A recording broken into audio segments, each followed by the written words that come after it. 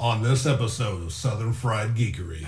Well, I guess the question there is, do you believe that with great power comes great responsibility? And if you had superpowers, would you have to use them for others' benefit? I personally would feel morally obligated to. Only if they fridge something. See, I think people are shit, and I just I'm self-serving. I'm leaving everybody and going swimming with some fish. Name more, yeah, right? Absolutely. Yeah, fuck them. I want to bang Sue Storm. Not really, Johnny. Can I have Johnny? It's a storm, so you're fine. He's hot, literally, pun intended.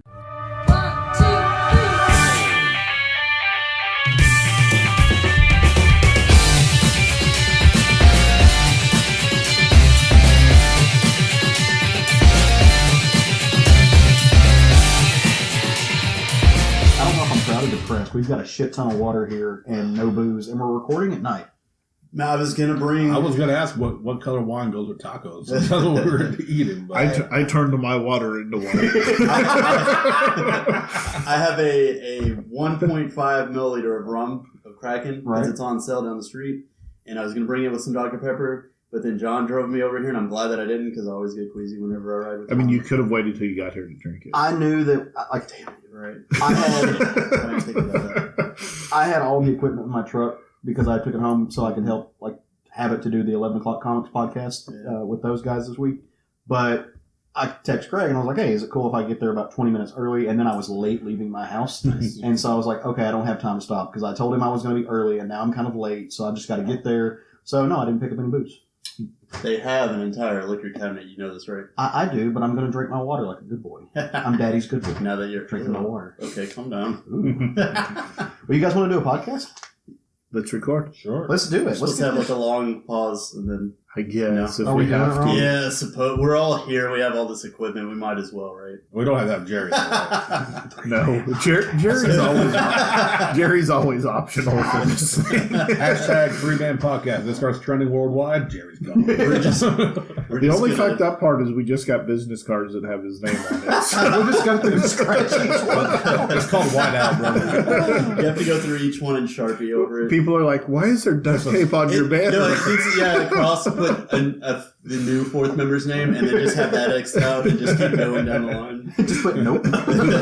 Your name here with a $1,000 donation. Right. Like the girlfriend that you're constantly breaking up with girlfriends and putting. No, I'd actually probably if we fired you, I would actually go specifically to your girlfriend and give her your spot just to create animosity between you guys. Thanks. All right, let's do this. Hey everybody, welcome to episode 33 of the Southern Fried Geekery podcast. You didn't wait for Sean and I to answer if we wanted to do a podcast or not. Jesus I'm going Christ. to stab you in the motherfucking neck in real life. All right, so who are you? We need a wine glass to sketch the rough idea for my future. Y'all, murder is going to happen. This is episode 33 of the Southern Fried Geekery podcast. And hey, I'm Caleb Alexander McKenzie, and I'm glad to be here. Who's with me? I'm Jeffrey Lance. Craig Lance. Oh, okay. Yeah, there's a story there. Let's go. Oh, all right. I'm Sean. I'm Jerry. Yes, you are, Jerry. Well, before Craig tells us this weird story about his oddly new name, how's everybody's week's been? We doing all right? Yeah. Good? Yeah. It's been a good week. It's been long. Full of rage. Full. There's been a lot of rage in Arkansas. Apparently, I just mean me personally. Oh, just you. I'm sure everyone else has rage. People are putting statues of Bahamut in Sean's Bahamut. I wish it was Bahamut. I would have been out there. That's a Final Fantasy, yeah. No, yeah. So we've got Satanists putting Baphomet on the state capitol, and the Ku Klux Klan are protesting it. So racism versus fake evil is going down. Welcome to Arkansas. I love it. And somehow the gays are at fault. I think Childish Gambino is going to come make a song called This Is Arkansas. Oh, that needs to happen. So why are you Jeffrey this week? Well, so I went to Walgreens and got my prescription filled, and it was fine. I got home, went to take my medicine the next day, and the pill was the wrong pill. So I looked at the bottle to see if it was the right prescription. It was not. And it was not to the right person either. It was to Mr. Jeffrey Lance instead of... Just funny because Craig Lance isn't necessarily a common name. Yeah, it's common enough, I guess. There's two of us in Sherwood. How does it make you feel to have another Lance this close that you don't know? Is it like a Highlander situation? There can be only one. And dude, it's been storming and lightning a lot lately. Yeah. So Lance quickening happening. Quickening. Hey, are you going to be mad if he has a bigger comic book collection than you? I mean, let's be honest. He doesn't have a bigger comic book collection. He might have a bigger something else than me, but not a comic book collection. Records or baseball cards or something. Yeah, something just non-usual. So what happened with that? So you came home with somebody else's medication. I called Walgreens and talked to the pharmacist, and like a responsible adult. Yes, and she said, "Did you take it?" And I said, "No," because when it didn't look right, I checked it, and she said, "Well, please bring it back. Don't take it, and we'll give you yours." And they gave me my copay for free, and I'm hoping that they refilled his prescription instead of giving the one. If you think I didn't do anything to it, I wanted to rub my balls all over it. But I individually caressing your taint with each of the pills. But I did it. But you would think hopefully they would refill those and toss that one in I would trash. hope so. Because think about it, that'd be a hell of a way to really fuck up Walgreens Day. Yeah, no shit. If I were an evil person, secondhand ball tainted pills. Yeah, I mean, if I were, one of the people putting band is secondhand ball. If I, were somebody putting a Baphomet statue on at the Capitol, right? I mean, so I'm kind of team Baphomet in that situation. Well, I am too for the reasons that it is. Well, okay, let's talk about that for anybody who's not from Arkansas. So last year, just to explain the situation on why the SFG podcast has suddenly went Team Satan. We had a semi-local politician, part of our state legislature, raise a bunch of money and push through a bill that let them put a Ten Commandments monument on our state capitol grounds, which a lot of people, myself included, kind of think that, that's a little bit unconstitutional. The government shouldn't recognize any religion on state grounds, but if they're going to recognize one, they have to recognize all. So, with that very thought in mind, a group of people called the Church of Satanism brought their giant and honestly gorgeously sculpted statue of Baphomet. I mean, it's quite luxurious. I enjoy it. They brought it down here and threw it up on the Capitol steps, prompting conservatives and the Ku Klux Klan to go butt fucking sane. And so the Capitol steps has got Christians waving flags with rebel flags and Confederates and Klansmen and Satanists, and a hellhole has opened up in Arkansas. Unless I didn't see anything on the news reports, can I also say that it's kind of funny that the most peaceful protest, I heard no fights, nothing going on, was over Satan. That's true. And very peaceful protest. Somewhere Satan's sad about that. Well, I'm sure he's disappointed. It's not very metal. At all. No. Jack Black is weeping openly. And to be real, it wasn't a permanent statue. It was on a trailer that came down to make a point. It's not staying on the Capitol grounds. It's so it's a lot to do about nothing, in my opinion. It's a group of people rightfully making a statement that if you're going to allow one, you have to allow them all. That particular state Congress, Senate, I think he's a senator. He's a senator, yeah. His argument was that our Constitution, our basis of laws in America are based on the Ten Commandments, of which he's completely wrong. Yeah. Only 2 of those are actually real laws. And they're very murder generic. and stealing. Which are also a part of everybody else's law. Don't murder. And I'm pretty sure that they actually predated. Oh, yeah, they came from the Code of Hammurabi yeah. and everything else. So that's the interesting world that has been Arkansas here lately. But we're not here to talk... Well, I mean, we're kind of here to talk about Satan. We'll talk about whatever. Hail Satan. But we're here to talk about some nerd shit, right? We're going to talk about the geek culture, the geek world. It's kind of what we do. It seems like almost every week through DC we get some new Green Lantern-esque news. Yeah. So this week they announced that Tom Cruise is the front line or whatever to play on the short list. Yeah, the front runner of playing Hal Jordan. And I don't think he would be the worst Green Lantern. Agreed. So my first opinion on this was meh. But then, when you stop and think about it, you had the whole era of Hal Jordan where he was the older Hal Jordan with the gray streaks in his hair when they had aged him so they could bring in new Green Lanterns.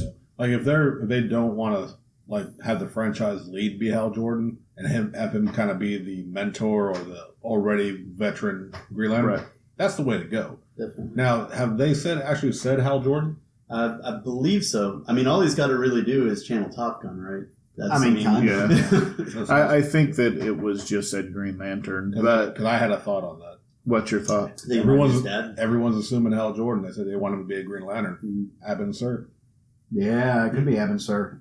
That'd be interesting. And then have Hal Jordan still be the focus. Sinestro. Actually, that would be pretty amazing if it was just a Did side they say deal. that he's absolutely free? You read the article, Jerry. You tell us. I thought he. Yeah, they they said said he was the front runner to be Hal Jordan. Yeah, I think they're Did they say going Hal for Hal Jordan. Jordan? So here's my thought on that. Tom Cruise is fucking insane. Like, that's just kind of a known fact. But despite the fact that he is crazy as shit, he's a good actor. So, he's coming off of one of the highest grossing action franchises of all time, or they just released. Mummy?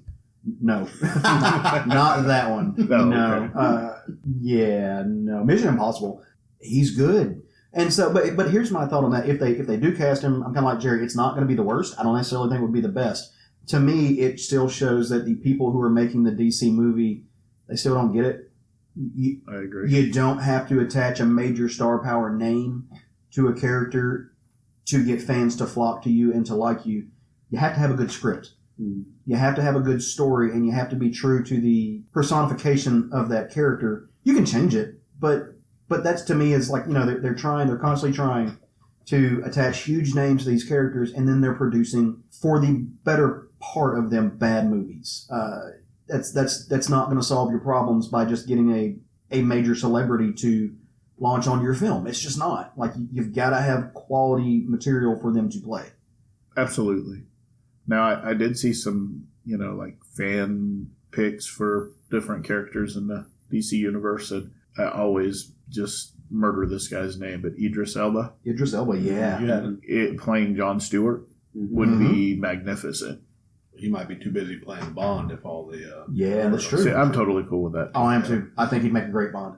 I still stand by Nathan Fillion as Hal Jordan. Yeah, I can see that too. If they're going with Tom Cruise, Nathan Fillion just as likely. Because he's voice acted him in several animated series. I think they need to find a younger actor who is up and coming, maybe not the most well known, and really build a franchise with a future. They need to pay attention to Marvel's methods. They may not hire unknowns, although they have, but they make their stars. They don't hire their stars. Exactly. Well, other than Robert Downey Jr. But let's be honest, though. Like, until Iron Man, how much was he in the public eye? Because he was a big star back in the day. Then he had faded out. No, he got his second win. It was absolutely his return because he'd had all of his issues. But I would say that all of the MCU, they used up and coming new names, people that were going to be stars anyways.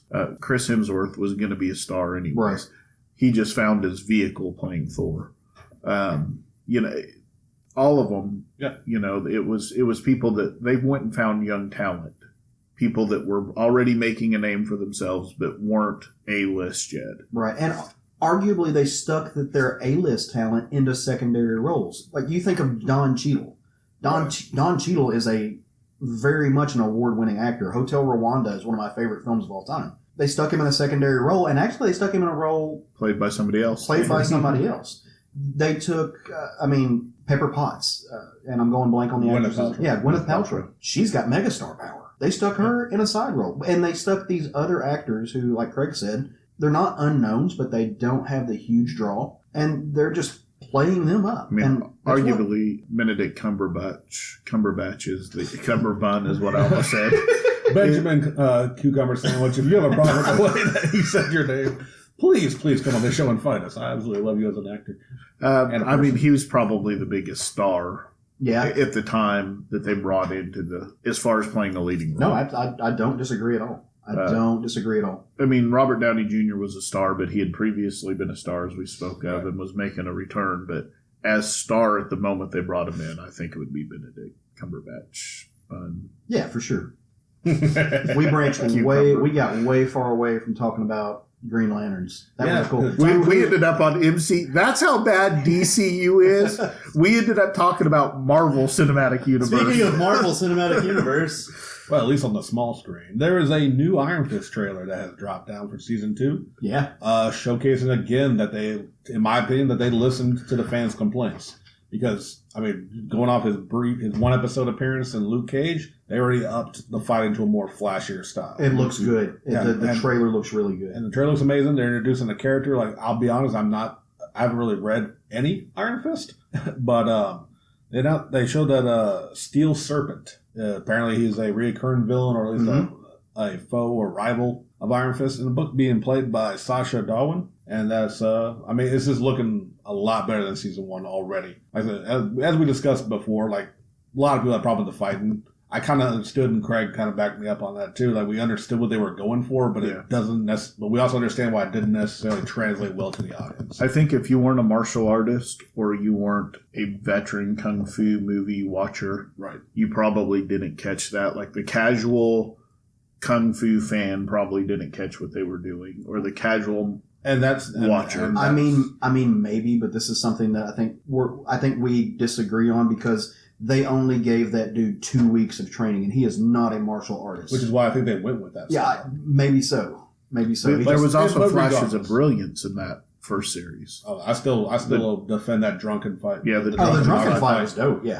there was those moments, but like I said, I get it, and I'm not saying necessarily excuse their decisions to not train him for months before filming and all this other things, but they're correcting their mistakes. The trailer's looking awesome. I mean, Daughter of the Dragon's returning, and we're getting Misty Knight's going to be in it. Yeah, I'm hyped for season 2. Yeah. So as far as the villain, what they do with Iron Fist is Kunlun has these tournaments every so often, and that's how you become the Iron Fist. But outside of just the Iron Fist, there's other avatars for other immortal weapons. Right. And this guy's going to be one of the other avatars. Now, the Iron Fist is the big one of all of them. And this guy's the wooden foot, right? Yeah. Is that what it is? Steel Serpent? Is that it? Steel Serpent, yeah. Also, real nice nod during, like, they showed a brief clip of him fighting for it to be Iron Fist, and he's actually wearing his classic top yellow mask. I saw that. Another thing, I don't know if you guys caught it, but there was a scene where they kind of like zoomed out from up ahead, and like it looked like they ripped someone's chest skin off that had the tattoo and stretched it out. And I was like, I noticed it the second time I went through whenever I was showing it to John, and it was like, it looked like someone's skin was stretched out because you could see the tattoo. And I was like, oh shit. So shit gets real in Kunlun. I'm wondering if they're going to use,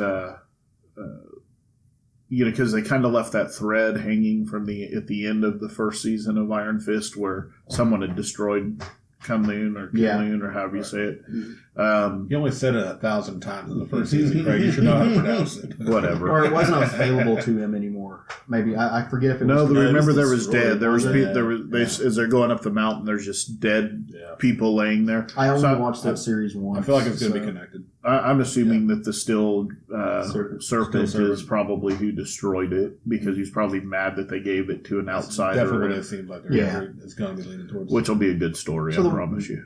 One other thing I noticed in the trailer is that there seems to be a moment where Iron Fist and Colleen Wing kiss. So I guess there's going to be a romantic. I actually don't like that. So I haven't read a lot of the Iron Fist comics, but in the ones that I have read, Iron Fist and Misty Knight have a long history of a romantic relationship, and I kind of wanted that. In the past 20 years, though, he hasn't had a steady relationship with anybody in the comic books. Yeah. Well, and even whenever they announced that Misty Knight was going to be in it, I thought that they said that it was going to be like love interest too. Not that we necessarily need love interest. And they kind of like implied in the first season between him and Daughter of the Dragon. But, I mean, it might just be a love triangle situation going on. But possibly. Misty Knight's already been kind of well established to be closer with Luke Cage, at least in the Netflix universe. Yeah. So, but who knows? I can say this, but if I love seeing my girlfriend, Rosario Dawson, at least it's not her making out with every single male star in every single Netflix series. Like, I love you, boo, but I mean, that's all she's there for. Pretty sure that... Isn't she sleeping with one of the other characters? She slept with a few of them, I think. Yeah. All of them except for Jessica Jones, right? Yeah. Unfortunately. Oh. Yeah, I mean, so as far as in the comic books, at least in current continuity, Misty and Luke are closer. They're not dating, of course, because he's married to Jessica, but they've always had a close, business partnership. They have not elaborated on a Misty Knight, Iron Fist, Danny Rand love affair in years. So I'm pretty sure they're just for I me. think that pairing though, for real. For me, I just don't need it. I don't think you have to match up every female character with I agree. male. I don't think it kind of gets on my nerves whenever they push relationships a lot. It makes it seem CW-ish. I'm gonna go ahead and put in what I think is gonna happen is by the end of the series, Shang-Chi's gonna come in and just steal all the women. And If that, okay, as long as he's not wearing a shirt, I don't care. So Neither does Domino. No, she doesn't. So in keeping with the TV news, we actually got some more that HBO has given Watchmen the series order to get shooting on that, and they're going to start recording the season. And they actually dropped some casting news as well. Now, the casting news, at least the ones that I read, they did not have the characters listed on them. Let's list them in I one looked all guess. over it. So Regina King, Jeremy Irons, Don Johnson, Tim Blake Nelson, Luis Gossett Jr., Yahya Abdul Mateen II. Louis Gossett Jr.? Louis? Is it Louis? Okay. Maybe it's Louis. It's Louis Gossett Jr. Okay, because he's like I know that because it's the same name as mine. Oh, okay, that's true. Well, I thought your name was Jeffrey. You have too many names this episode, Quit changing it. Also, Chris Gregg. Adelaide Clemens, Andrew Howard, Tom Meeson, Francis Fisher, Jacob Mean Trent, Sarah Vickers, Dylan Schomburg, Lily Rose Smith, and Adolin Spoon. And that's a lot of names. Did you say Tom Blake Nelson too? I did. He was like out of all these Tim Blake Nelson. Tim Blake Nelson. Out of all the people, he was the one that I really recognized. Jeremy Irons. Louis Gossett Jr. And was Jeremy Irons, of course, yeah. Louis Gossett Jr. was in Iron Eagle. He was the greatest airplane movie ever. It really was. The first one was so good. It's legit. And then he was also in that movie with Dennis Quaid, where Dennis Quaid landed on an alien planet, and the alien was him. I'm trying to remember the name. I can't think of the name of it, but yeah, he was huge in the 80s. Right. A lot of movies. I would say he's probably going to be Dr. Manhattan would be my guess. Mm-hmm. Jeremy Irons is probably going to be Comedian. either the comedian or he'll be Al. Well, see, okay, so here's what I was thinking, because most of the people that they cast are more middle-aged. Yeah. So I'm thinking they're the old Minutemen. They could be. And they haven't finished casting, because they haven't said who any of them are yet. So just by looking at their profiles and stuff, I think we're going to have more of like the older Minutemen. I would love that series because that was one of my favorite part about the Watchmen, where they really did play with those golden age tropes.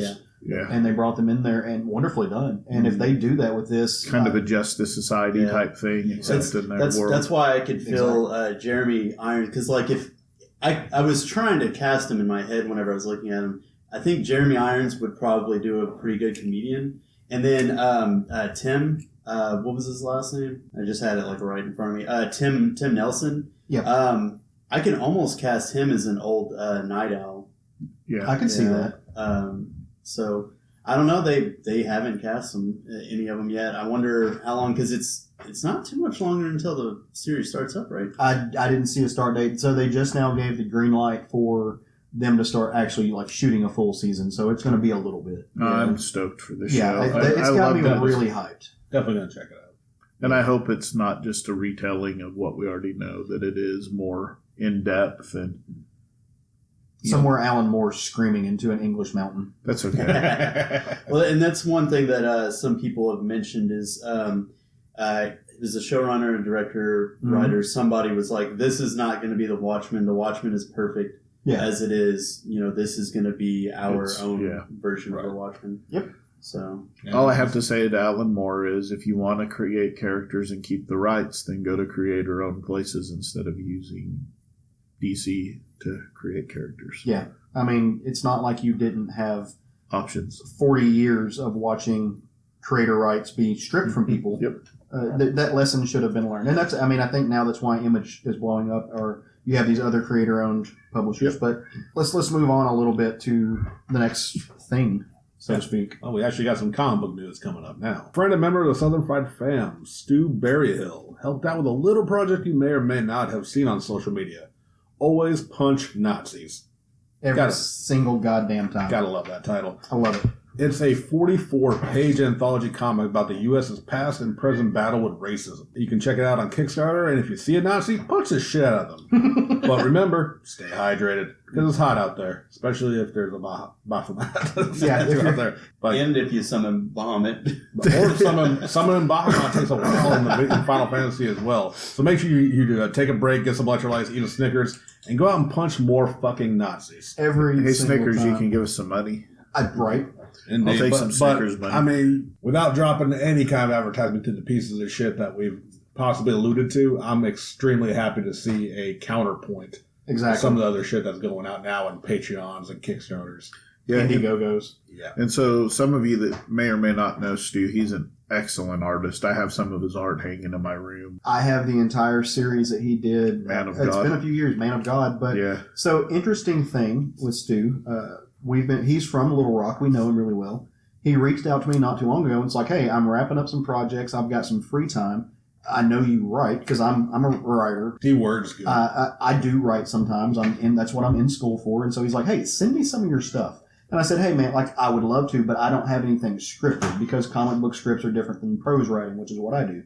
And he's like, I don't give a shit. Just send it to me. So I did. And he messaged back and just said, hey, I'm going to draw the shit out of these. So Stu and I may be collaborating on a little something. Awesome. Which would be cool just for me. That would give me a start in creating comics, which is something I do want to do at some point in time. So yeah. I love me some Stu, man. He's a great dude, wonderful artist, and I'm glad to see his name attached to this. And he's straight up the craziest person I know. And he will punch the fuck out of a Nazi. Like, does not give a shit. I love me some Stu. He's good, man. So if you're out there listening and you want to put money towards anything Nazi related, put it towards punching a Nazi. I actually funded. I was part of the crowdfunding on this. So I bought one of the books, so I'm pretty excited to get it. Anything to support our locals. So speaking of locals, kind of not anymore. The man moved on. He's still Arkansas. Did he move again? He's in Fayetteville. Oh, okay, yeah. Yeah, he's still an Arkansasian. Yeah. That's not a thing. It is. We did an interview with him a little while back, and we saw some of the art for this book after Houdini. Yeah. And it's some of John Lucas's best art I've ever seen. Truly is. He's a very talented artist, but this is some of the better stuff I've seen. The book is after Houdini. It's written by Jeremy Holt, of course drawn by John Lucas and color bombed by Christopher Chuckery. Mm-hmm. It's basically the story of Houdini's son is kind of teamed up with, which president is it? It's Roosevelt. Roosevelt, yeah. That's right. So it's going to be similar to Rough Riders. Rough Riders, thing. a little bit, yeah. So it's going to, if you're into kind of sci-fi takes on historical figures, you're going to really enjoy this book. I can't wait. That's not as garbage as that last issue of Iron Man. They actually touched on that in Iron Man this week, but that's a different story. That. I'm not talking about Iron Man this week, but in Iron Man, in the latest issue of Iron Man, he creates a virtual world, and he's given it's like Ready Player One basically, and they're beta testing it, and he's given the beta testers money if they can find out who the real humans are versus the NPCs, and then there's a bonus for finding him. He is cosplaying as Doctor Strange in this virtual world. So, anyways. I also want to give a shout out to our mascot back here behind us. A lot of you can probably hear him. That's one of Craig's kitties. That's Orion. We love him. He's now in the room. He's our buddy. So he's telling all y'all hi. Right. Yeah. I don't know what he's saying for those of you that are asking Vanetta. She's curious every now and again. But getting back on track to the wacky world of Marvel. Last week, Marvel editor-in-chief C.B. Cebulski was reported to be talking to legendary John Byrne about possibly coming back to Marvel to work on some X books. We know that when Byrne left Marvel years ago, it wasn't pretty. He's had some harsh things to say about the company. Do you think he'll come back, or do you even want him back at this point? I personally want John Byrne on whatever John Byrne wants to draw. And I would love to have John Byrne on X-Men again, and I'd love to have Chris Claremont write some X-Men again. So on that note, you're getting that. So we're getting Claremont's coming back to do one issue of the X-Men Black. He's doing the Magneto book. I'm kind of torn in this. If they're just going to come in and do like one-shots and stuff like that, I'm perfectly okay. Don't get me wrong. I love John Byrne's work. There's a reason the man is a legend. However, who he was 20 years ago or 18 years ago is not who he is now as an artist. He's still been working. Don't get me wrong. He's still doing great work, but I don't think we need to look to yesterday's people for tomorrow's solutions in comics. And even if that's just art. So if you're, I mean, we saw the interior pages that Frank Miller did from the Dark Knight, the Master Race, the Dark Knight 3. We've seen these other people from years past, Claremont included, still try to do these things. I'm sorry, I just got to stop. You cannot compare Frank Miller's art to John Byrne's I'm not. art. I'm not comparing the art. John Byrne at his worst was never Frank Miller at his best. I mean, I actually like some of Frank Miller's older stuff way better than anything Byrne ever did. You're just about wrong. to be a comic You're just wrong it's again. His Daredevil work, Sean, start the beat. It's way more stylized. But no, I'm not comparing the art. I'm saying that like these creators are not who they used to be. Oh, absolutely. And that's true. I just don't necessarily think it's going to. They're not a draw anymore. I don't think they're bringing it. Sorry, Sean. No, that's fine. I don't think they're bringing him in as a permanent artist. I think it's going to be to do some covers. I think it's going to be to do some one-offs, that sort of thing. Oh, for sure. Yeah. So I don't think he's going to be taking somebody's position that's, a young up-and-coming artist or anything like that either. In a lot of ways, what I was saying was more in response to some of the stuff that I've seen being said about this. Yeah. People are, oh, yay, John Byrne's coming back. Marvel's going to be saved again. No, he's not. Like, there's nothing. Marvel doesn't need saving. It's fine. There's still amazing artists, new artists who are out there doing stuff. It doesn't need saving, and John Byrne is not the John Byrne of X-Men 20 years ago. I mean, that's just part of it. I just had to make the point. I get what Caleb was saying, and it's eerie, almost word for word. Somebody else's argument is what goes on in pro wrestling. Actually, especially a few years ago, when they were just bringing The Rock back because they don't believe any new stars can make the money that the Attitude Era comes in. But like I agree with Caleb, is like nostalgia acts are great. But you got to let your future stars who are going to be with the company putting their time in shine. Yeah. It's good to have, like, if it's one shots, like how like these X-Men villains who are going to be, every now and again, like what you were saying, Craig, 100%. But if Marvel feel like they have to kind of start going back to the throwbacks, to me, that doesn't show much faith in what Marvel's plans are. Yeah, and I just don't think that's what it is. Hopefully not. I haven't read what you have read as far as people's speculation, but to me, I mean, the smart money would be on it's going to be doing covers and it's going to be doing the occasional one shot or the annuals or things like that. Oh, and they need some help with the annuals. Bad.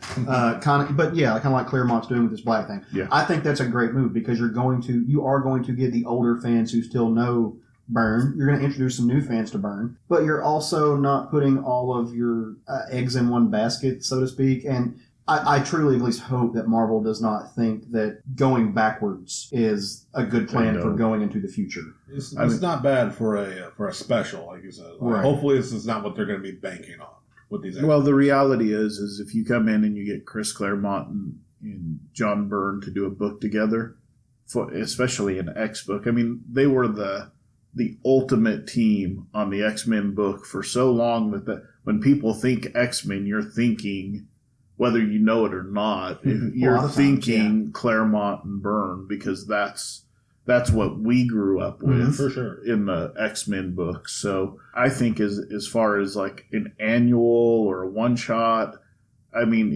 that book's going to sell, or even a miniseries that's maybe not necessarily in continuity or whatever. I can see that, and I think that would draw in the nostalgia fans. Yeah. I don't think it's a saving again, Marvel doesn't need saving. Anybody that's reading Marvel right now knows that they're back on the right track. Well, not only that, and they're just raking in the cash. Yeah. Well, I don't know about their finances. I don't. They're still getting the biggest pool of the of your weekly pool. They're still the highest percentage. It's not even necessarily even close to being a competition. They're fine. They're doing okay. Well, they got that mouse money anyways. I mean, do we still need to get the whole Thanos Infinity Wonder Twins style? Like, are we going to get more stuff like that?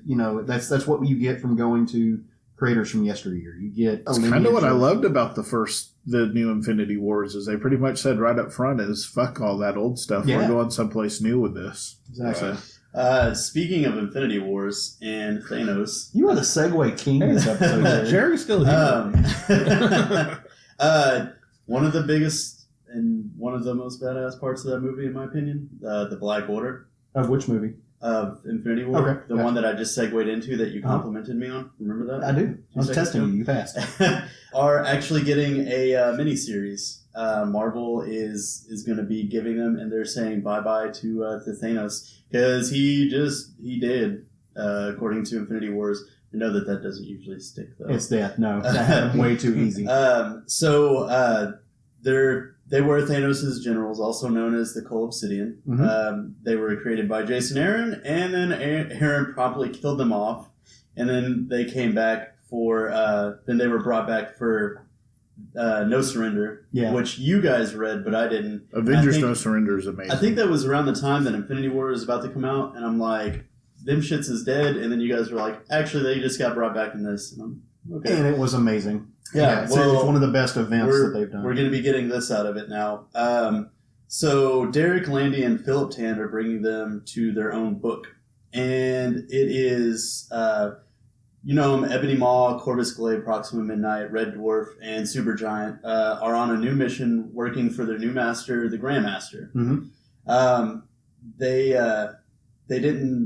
haven't said a whole lot of what they're going to be doing, but I'm down. So the Grandmaster was the one of the combatants in No Surrender. Yeah. So that's going to be interesting as fuck because basically they go around different parts of the universe playing games with different worlds and destroying worlds for fun. So it's a throwback to Hickman, but one of my favorite parts about the lead up to Secret Wars was when they followed the Illuminati, who were villains. I mean, Thanos was a part of them. His generals were a part. Namor was a part at the time. So it was this focus on the work that these group of villains did. And if they go back to that for a really, really compelling story with the Black Order, who, if you've seen Infinity War, like Jerry said, they were awesome. They're awesome in the books. Really, really cool characters. This could be a hit. Like, this could be the biggest book of the year, potentially. And Philip Tan's art's amazing. Oh, he's drawing it. Oh, yeah. Nice. This could be like the new Donny, Donny Cates' Thanos run was kind of came out of nowhere. His Venom run kind of came out of nowhere and have just been amazing. Like, I could see this being that level of surprisingly good. Yeah, definitely going to take a look at it when it comes out. It's going to be a 5-issue miniseries and it starts in November, so get it on your pull list starting next month, I guess. So I've got 2 words for you. Ready for my 2 words? Yeah. Marvel Knights. I'm hyped. So I wish we were getting this full-blown Marvel Knights treatment. Like, I wish we were getting individual Marvel Knights runs the way they did back in the day. We're not getting that, but they announced this week. They announced a while back, actually, that they're doing this thing with the Marvel Knights, and we got more details about it. So while we're not getting individual Marvel Knight ongoing series, we are going to be getting a 6-issue mini event that's going to focus on some of the classic Marvel Knight characters, people like Daredevil, Punisher, Black Panther, Elektra, and a few more they said that they're not going to announce yet. I could see, there's a number. Moon Knight was part of Marvel Knights. Moon Knight was a part of the Marvel Knights for a while, so was Blade. And so we could be getting a lot of these old school people in this mini event. And maybe if it does well, that branches out into something else. And they started a new series called Marvel Days. I'm done. Fired. I'm so fired. ready. I hate you. I was trying to hold that joke in, but I couldn't. How long were you sitting on that one? Like, as soon as I read Marvel Knights, you said Marvel Knights, and it just clicked on me. Okay, so, anyway. Issue 1 is going to be drawn by Travel Foreman, who normally that would have me going through the roof. Travel Foreman is, in my opinion, one of the better up-and-coming artists. He's going to be a name that you're going to hear more often. The reason at this moment it's not blowing me through the roof is because I just read the Astonishing XMen Annual #1, and it was we have a 50-50 rule, and so I'm not going to talk about it. It was not the best. The story was good. The story was very good. There's my 50-50. There you go. The story was pleasant. The art was not up to par. I quit reading Annual so long ago because they quit making any difference in the main story for the most part. Yeah. But then occasionally one does, and I feel bad that I missed it, but it never messes up the story, so I never worry about it. I like annuals because normally they showcase new talent. They showcase people that you don't see in regular ongoing books. It's a new chance. A lot of times it's a new artist or a new writer's first foray into that universe, be it in DC or Marvel. So I still like reading them, but in doing that, you have to understand and maybe accept a little bit that they're not going to be necessarily top-notch. I went into this one really, really excited about seeing Travel Foreman drawing the X-Men and left out feeling really, really bad about Travel Foreman drawing the X-Men. There's one man that needs to be drawing the X-Men all the time right now, and that's Ken Lashley. I don't disagree with that statement. I thought you were going to say Burns. But no, it's Ken Lashley. Ken Lashley it's so pretty. Anyway, so issue 2 is going to be drawn by Nico Hirochin. I don't know anything by him. I've never, him or her, I'm really not sure. Also, I'm going to go look it up because I would like to see the work that's coming. And then the others for issues 3 through 6, they haven't released yet. But hopefully it's going to be some extremely talented people. And they're going to do the Marvel Knights justice. Fingers crossed. I'm super excited about this. It's a guy. He's a Canadian comic book artist. Okay. Yay, Google. Lots of things happened in the news this week. Unfortunately, not all of them were good. And so we have a few rest in pieces, unfortunately. And I'm going to let Sean kick this one off. Yeah.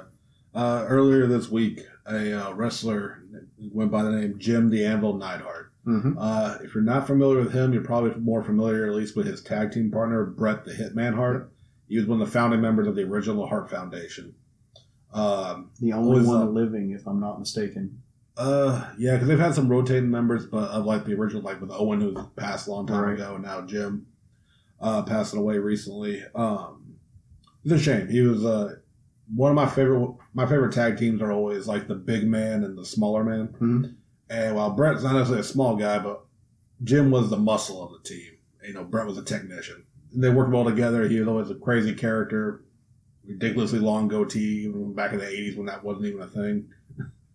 But, yeah, at only, I believe he was 63 when he passed. So, yeah. His daughter's carrying on currently in the WWE, though. If anyone is watching that, Natalia Neidhart is still wrestling.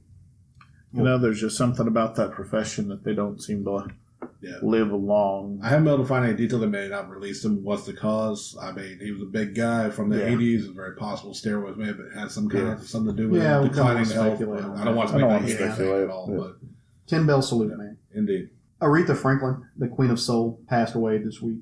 Not Patti LaBelle. Not Patti LaBelle, like Fox News would have had you believe. Aretha Franklin was the first woman inducted to the Rock and Roll Hall of Fame. Has a tremendous catalog of amazing music.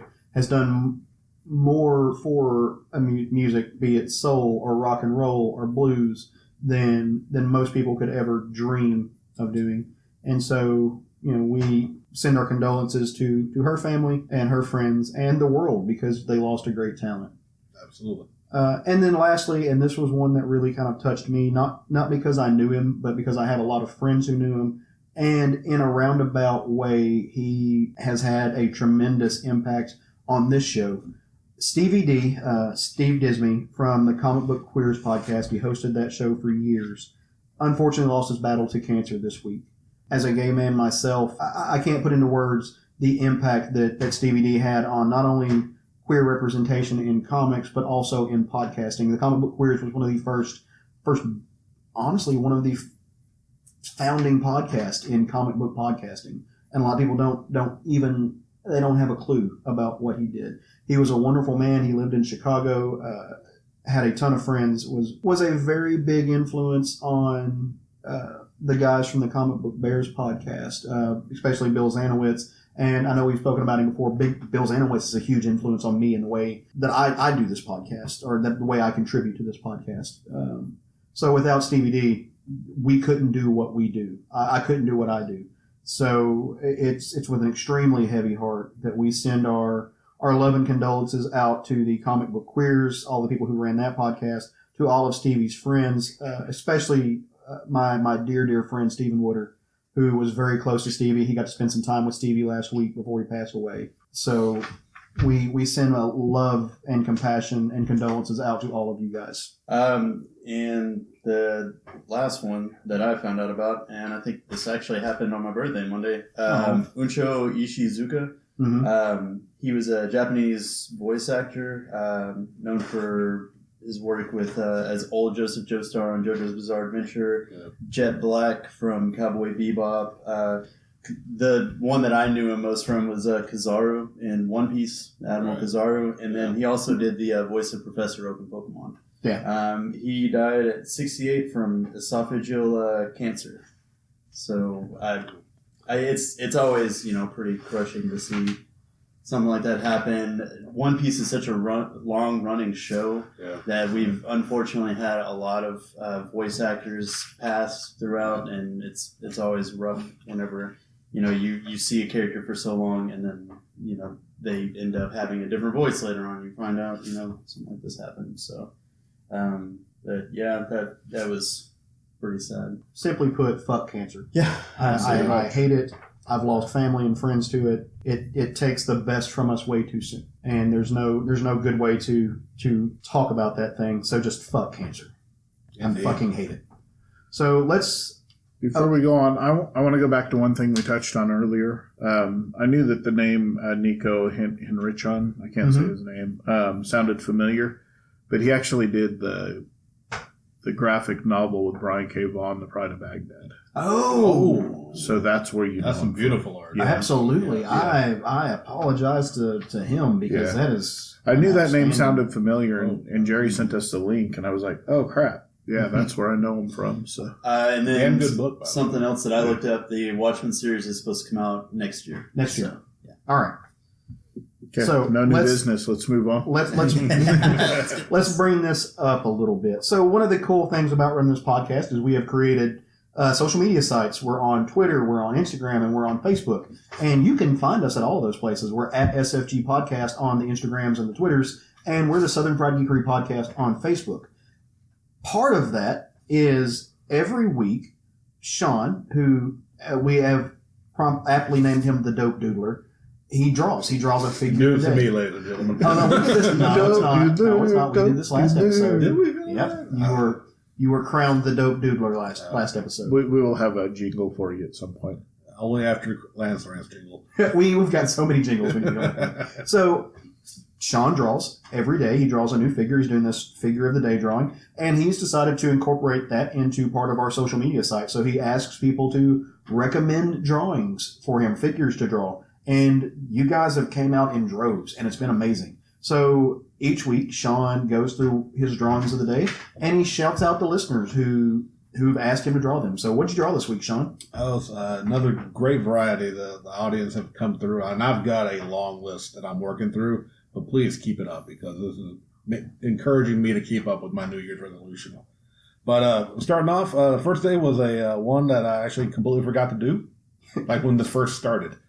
I got reminded by our good friend, one Quincy Lloyd.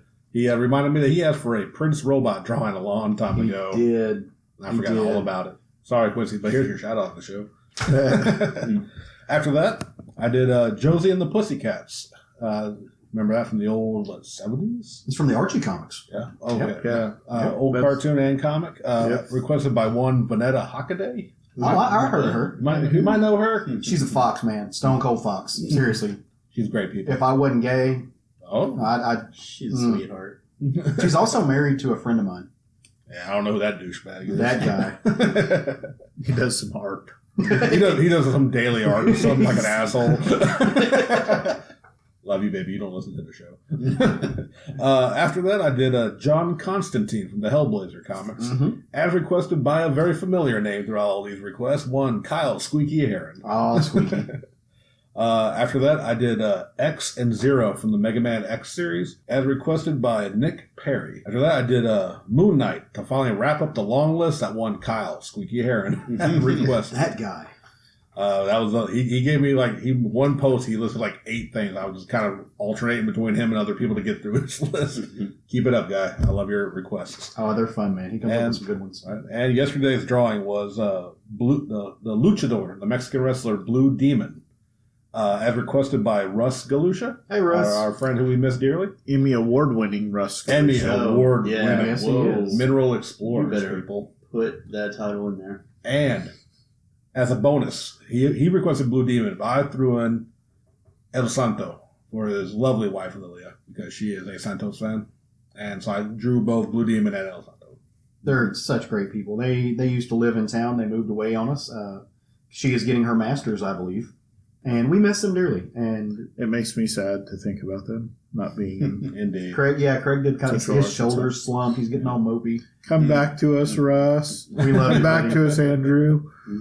We've had a couple good friends move off. I mean, that's part of life. Luckily, we have things like Facebook, which help us reach out and kind of reconnect and stay in touch. And that's been awesome.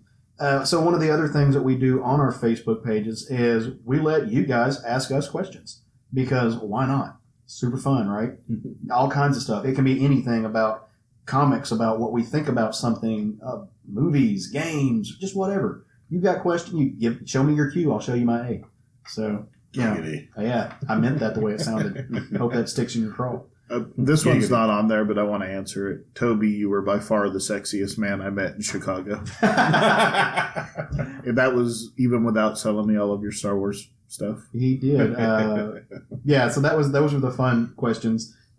He's actually my cousin. Yeah. My cousin Toby lives in Chicago. Reached out and had some fun questions, just kind of playing with us a little bit. But he is my dearest cousin in Chicago. Definitely top 4 of all my cousins. Absolutely. I just can't say that because Leah's closer and she can drive and hit me. So another connection to the Southern Fried fam.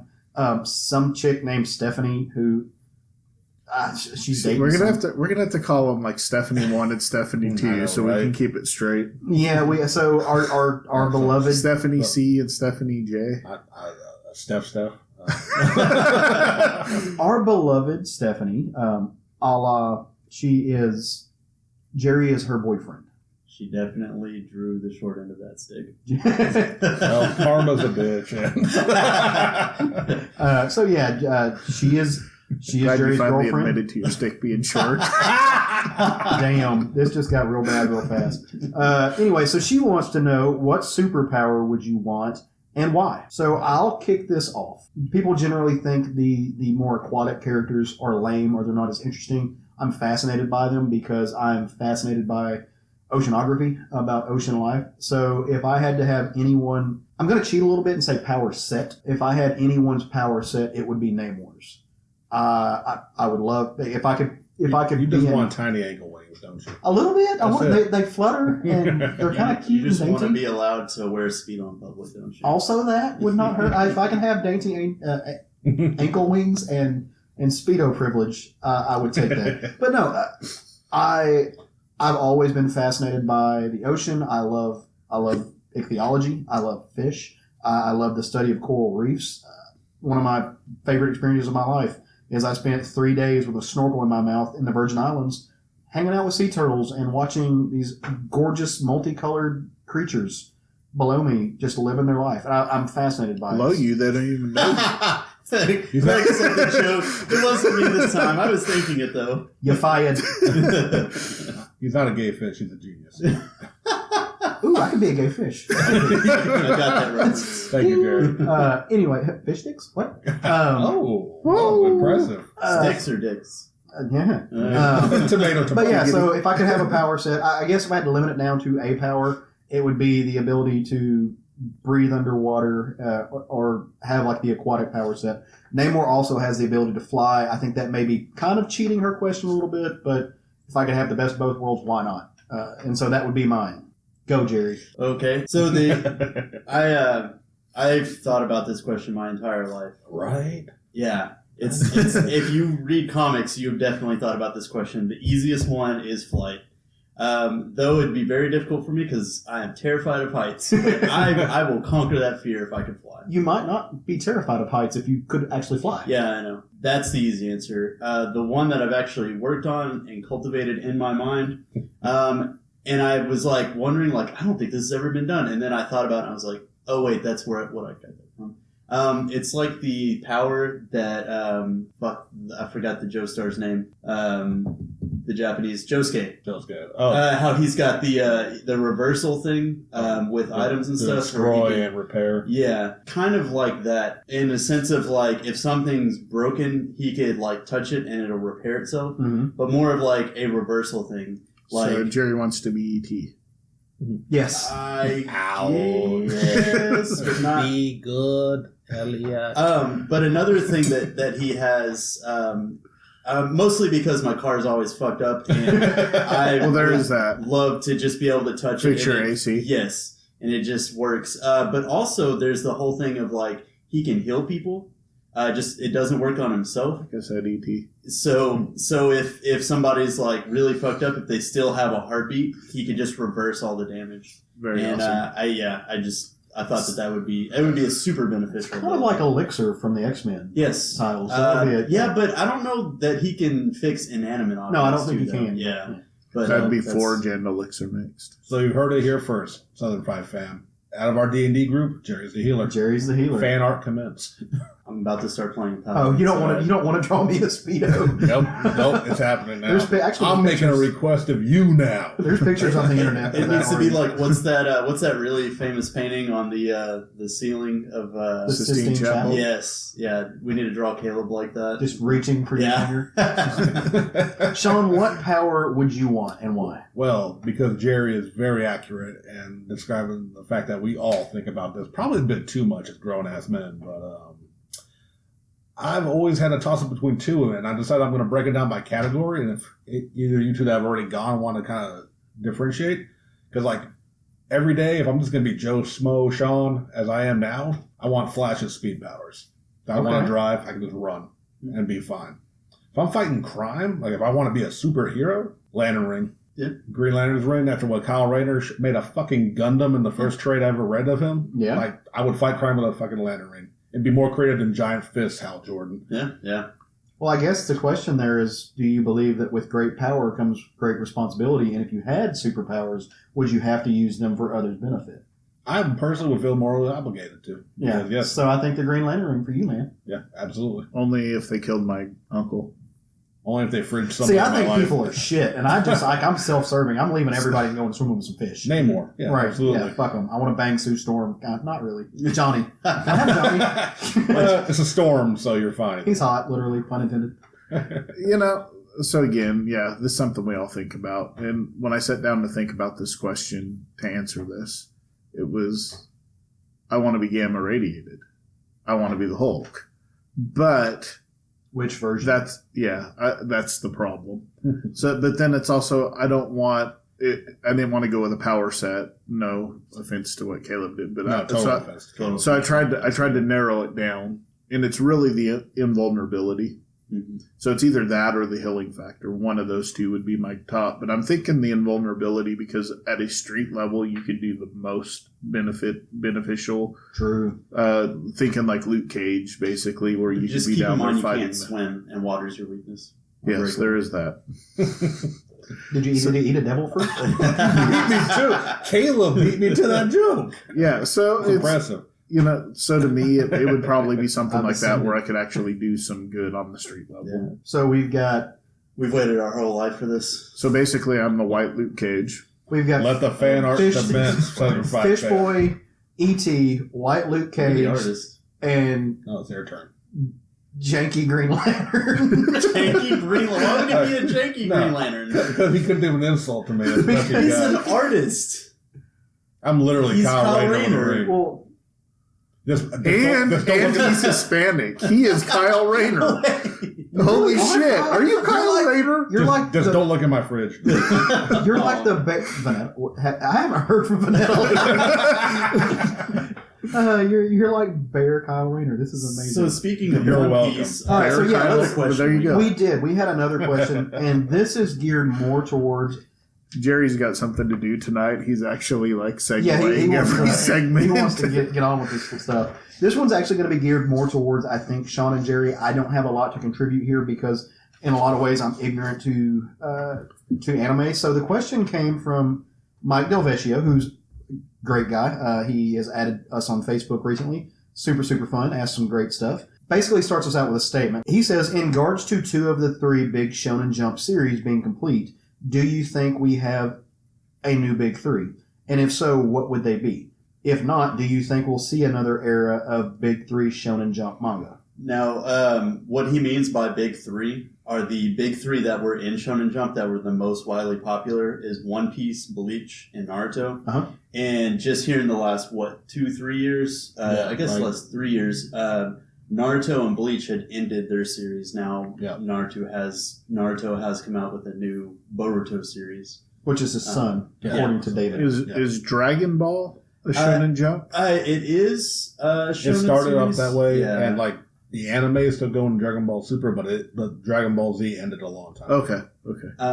But to answer his question, I can't speak for that third spot, but it's easily My Hero Academia has come to fill like one of those spots at least. It's garnished that popularity already.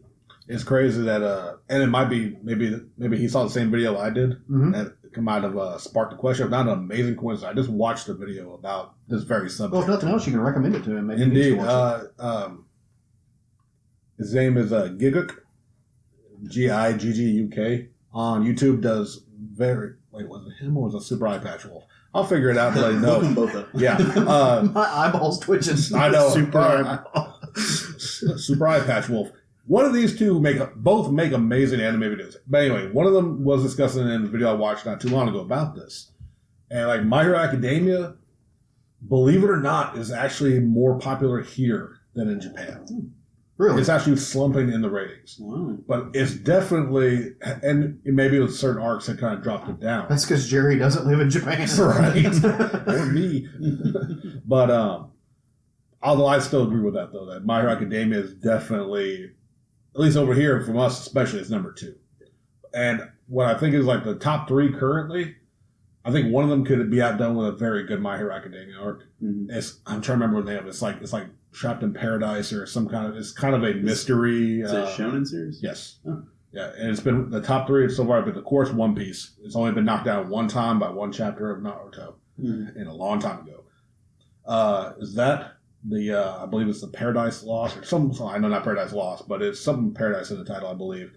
And number 3 is the one that I started reading, and now I'm gonna be buying when I come out here. Is Dr. Stone, which is an amazing science battle manga, you can say. Okay.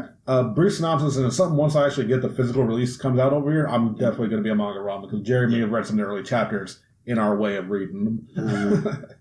Where it's basically something happens on Earth during modern time, and everyone gets turned to stone. And then millions of years later, people start coming out of it. Like, slowly. It's not getting into too much detail, like I said, we're going to cover it. But it's turned into just a science-based, also battle manga. Which is a unique story, beautiful art in there by a guy whose name I'm completely going blank because I hadn't prepped for this enough. That's okay. But these are right out of the top 3 in Shonen Magazine. Anime-wise, like I said, because Bleach, Naruto, One Piece, of course, had a long-running anime that were also very popular. So what I think, though, like judging by the rankings they're currently going right now in Shonen Jump in Japan, that new era is possible. That we're not just going to all have battle manga and battle anime are going to be the top ones anymore. Because they have, like I said, this kind of this murder mystery suspense one that the name I can't remember. And then you have, like, Jerry read Dr. Stone also. It's very different, but also very shonen. So like, I think instead of just getting another Bleach or another Naruto necessarily, because Boruto certainly ain't that. Because it's not climbing the ranks at all. I think we are leaning towards a new era in Shonen Jump, where it's not going to be just Dragon Ball Z, which heavily influenced One Piece, which heavily influenced Naruto, which, Bleach, all that, all kind of played out material. It's all very similar power struggle of just, I got to beat the tough guy, then I get stronger, rinse, repeat. I think that is fading out. I think we are going to hit a new era in manga where the big titles are probably a little less so that oriented. Yeah, and I mean, that's kind of what they're doing with My Hero and what makes it so good. Yeah, I think people are trying to, I think if it's had a slump, it's because people aren't used to that in Shonen Jump. Yeah, and one of the series that I'm kind of surprised hasn't really jumped up there, Black Clover, because it's a Shonen series, but I mean... smoked some of that one time. Yeah, I believe it. But Fairy Tail also just ended. So I figured that kind of would have garnished all the Fairy Tail fans in, but I don't know. It's interesting. Where decent as Black Clover was, it got very rinse and repeat. Yeah. So the answer to kind of... Oh, sorry, Chris. No, I was just going to ask, how long has the Dr. Stone been going? I mean, how many chapters in are we? Top of my head, I'm not sure. I want to say it's almost probably 100. Getting close to 100 because, like I said, it's been on the It's site. about the same as My read it. Hero, a little bit less than My Hero. It started a little after. It's probably closer maybe to like 70 or 80 chapters.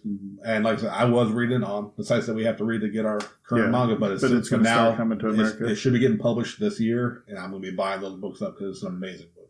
So I just want to say, thank you for the questions that we do have, and we've actually got a few more on deck, but we always want more. About once a week, I go put up a status on our Facebook page asking for people to give us questions. And that question was perfect because it leads us right into our next segment. Trying to take my job. Wait, what? Jerry's been Segway King tonight. Just go on, ignore him. Now we get the new big three of Segway Kings. Y'all, I'm really going to have to punch Jerry someday. This is all I've been wanting since we started the show. That's really the goal of this show. So we actually haven't been able to run through this segment in the last few episodes, so I'm kind of glad we're getting back to it. So, Jerry, Sean, why don't you guys pour us up a big bowl of manga-ramen? This episode is actually going to be mostly Sean. It's a long-running series. It actually ended. Oh, a long time ago. Yeah. It was a long-running series that you were really interested in. I haven't had as much experience. I read I think the first 2 manga volumes, and I think one of them was the first manga I ever owned that had boobs in it, so that was pretty cool. It's always a highlight of fun. But what are you talking about today, Sean? We are talking about Ranma-half. It is a series I brought up previously on the show. You have, yeah. And I'll tell you a couple of the examples of why. Created by Rumiko Takahashi, which if you've been listening to our channel or reading any news on recent in San Diego Comic-Con when they announced their new Eisner Award Hall of Fame, she was an inductee this year.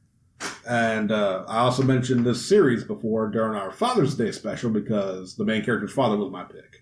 Oh, that's right. I forgot about that. So absolutely. So if you're listening to that, this is going to be a little bit of a brief recap, but I'm going to get into what the series is. Ranma-half is a martial arts romantic comedy created by Rumiko Takahashi in 1987, and the manga ran all the way to 1996, making 38 volumes. Damn. And the anime started in 1989 and ran all the way to 1992.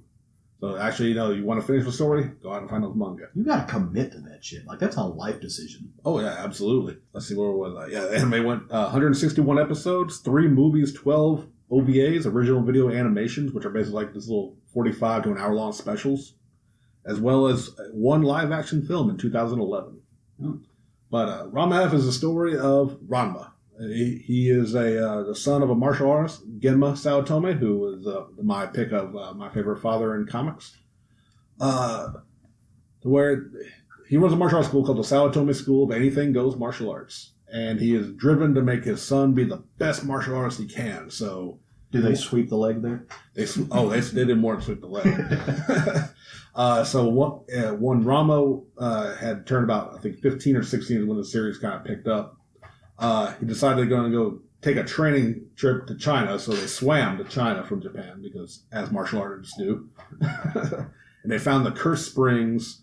They found some Cursed Springs. It is a famous training ground because there are tall bamboo poles around bodies of water. Mm-hmm. And it's called the 1,000 Cursed Springs, and the guys tell them not to go in there because they're all cursed. There's a curse, and they're bullheaded guys. They're hilarious, and they're just like, nope, fuck it. Jump to the top of the poles, bounce on one leg, and start fucking fighting each other on top of these springs until Rama gets distracted. His dad sweeps the leg, actually, sending him into a pool of water. You are welcome, sir. Right? Mm-hmm. And Genma's laughing as he does, as father of the year that he is. He's just laughing at his son, calling, I can't believe you fell for that simple trick. And then his son bursts out of the water. He suddenly has his black hair has suddenly turned red. And he has breasts because he has turned into a woman. And his dad's distracted by that, so he kicks his dad off his pole. He falls into a different spring. Comes out as a giant panda. What it is this cursed spring, each spring somehow somebody drowned and died in them. And if you fall into the water and you get splashed with cold water, you change into that person that died. You don't lose your personality, but your physical appearance takes on therefore. So a panda drowned? Panda drowning. That's the saddest goddamn thing we've ever said on the show. And there's even more sad ones. it gets worse. I mean, like I said, and from there, wild antics ensue. Genma wants Rama to marry his best friend's daughter so they can merge their dojos together. Antics ensue from that because not only does Rama have rivals, he has many other fiancés because his dad gets into a pinch. He just promises his son to marry their daughter, like when he tried to steal some food, okonomiyaki cart. Right.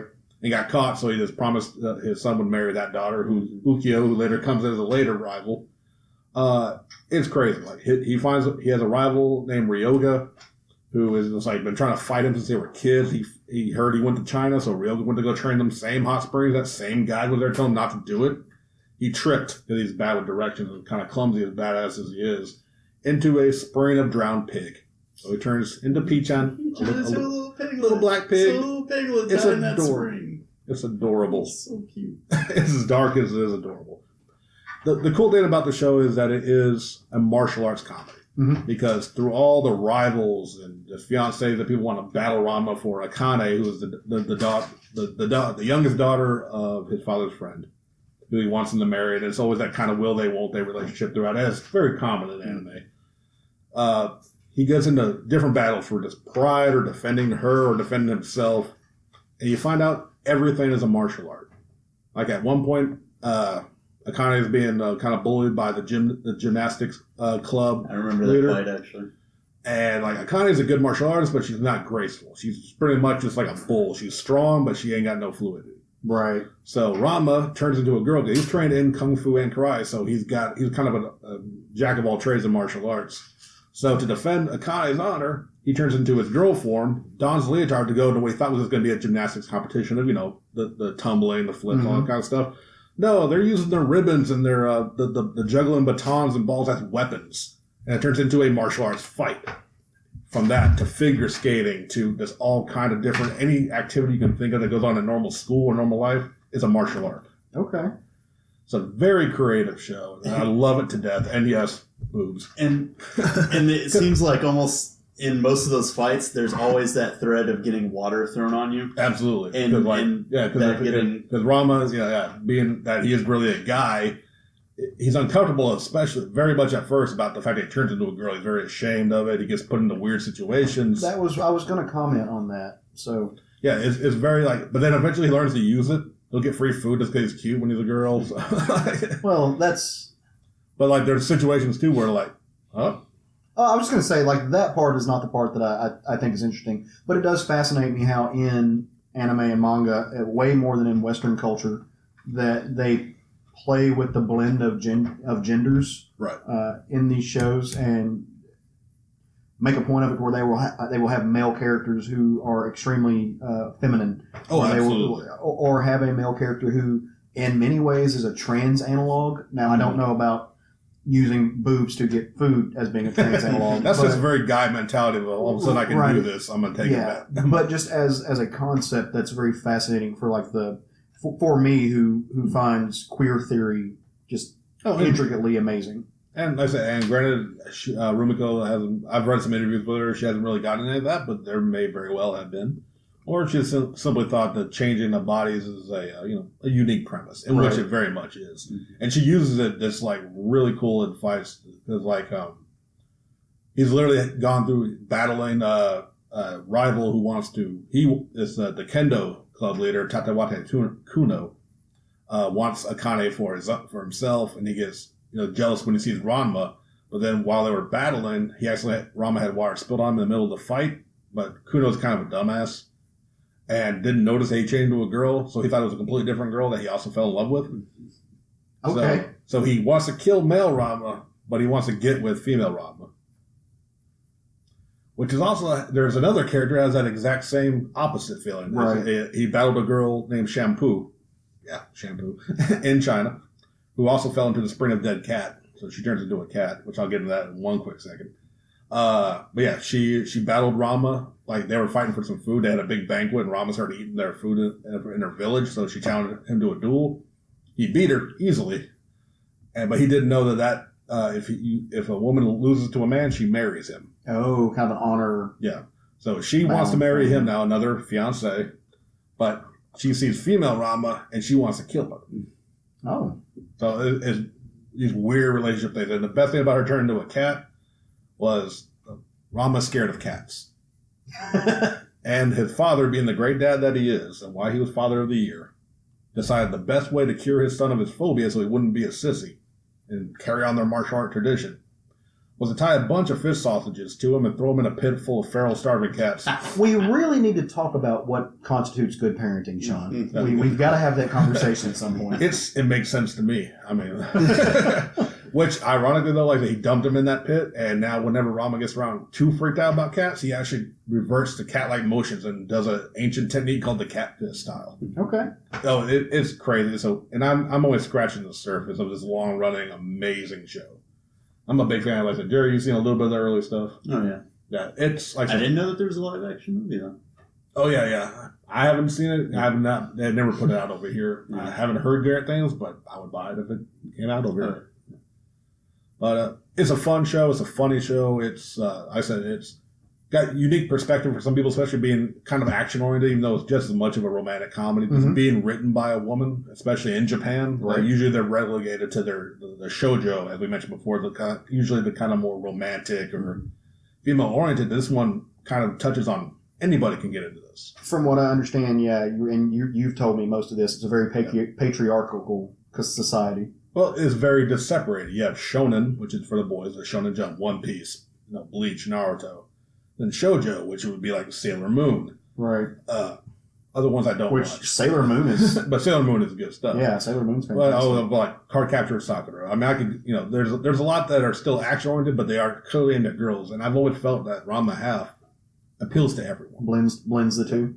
And she even went on to another, arguably, definitely more popular here in the U.S. That's another nod I want to give to her real quick before we wrap this up. A show I wasn't quite as big of a fan of, but it did well here. It's called Inuyasha. A lot of people have seen that at least on Cartoon Network's Toonami. That was also her creation that she made after Ranma-half. Even my anime ignorant ass has heard of this. Yeah, absolutely. But Ranma-half, like the show's been has been getting re-released on Blu-ray now. The mangas, I believe, are still available in bookstores. I would highly recommend it. I'm a huge fan. I have the entire series on DVD. Need to buy the mangas, but. Yeah. Well, while we're still in the manga-ramen section, I wanted to throw out there, just because you said Sailor Moon, I found out something very interesting this past week. Apparently, Marvel editor Jordan D. White runs a Sailor Moon podcast. Oh. Yeah, I had no idea that he was... This is the man that... He's in charge of all of the X-Men stuff. He plays a mean ukulele and apparently is a Sailor Moon expert. Who fucking knew? And Sailor Moon, like I said, well, definitely, geared towards girls and young girls especially. It's a damn good show. I mean, there's fighting. There's actually one of the first anime I ever watched. I would love to hear y'all speak on that sometime. Yeah, maybe on that we know as much on it. My biggest connection was my mom was a really big fan of it because they were stationed over in Okinawa whenever she was growing up, so she watched a lot of it, though it was in Japanese, so I don't know that they had subtitles back then, so she probably didn't know what was going on. In my early days of anime, if it was clearly anime, I watched it. Yeah. From Pokemon to Sailor Moon to Dragon Ball Z. So I watched quite a bit of Sailor Moon, but I don't know if I know enough about it to really hold up for an entire manga. Who's your favorite Sailor Scout? Clearly, Jupiter. Speaking of Sailor Scouts. Yeah. Jupiter. What's up? Nothing. I was just trying to segue, but I was being stupid. He was being Jerry. Who's your favorite Sailor Scout, Caleb? From what little I've seen, Sailor Mars. Yeah, Mars is pretty badass. Yeah. Like Jupiter. She was strong. She was. But yeah, I did like Jupiter. I never watched one episode of it. But yeah, like I said, but back to what we were talking about, and I'll bring it to a close. Ranma-half is a great anime, great manga. Oh, and actually, I forgot I'd written down one last little quick thing. There were 15 video games based on these, one of which they were crazy about making video games. One of which came here, and I have a very beat up copy. I need to get a better conditioned one of Ranma-half Hard Battle, a 2D fighting Street Fighter-esque game for Super Nintendo. Oh, that's dope, dude. And I actually do own that. And also that Ranma-half was cited as one of the first manga and anime to receive a huge fan base in America. Because like I said, it came out in the late 80s, and it was one of the early ones to actually get a fan base hooked into America. So check it out. Great show if you can find it. Highly recommend it. Warning, nudity in the early shows and in the OVA, so not necessarily always for the kids. Right. But yeah, great show. I highly, highly, highly recommend it. Awesome. But our bowls are empty, so it was a good meal. Ikadakimasu. As always, I'm just fascinated to listen to you guys talk about this because I don't know anything. I don't even scratch the surface, man. Y'all do a great job. I got a question. Did I pique your interest? Yes, actually, yes. I win, Jerry. Yeah, you got it, buddy. You didn't care about your Yu Yu Hakusho last time.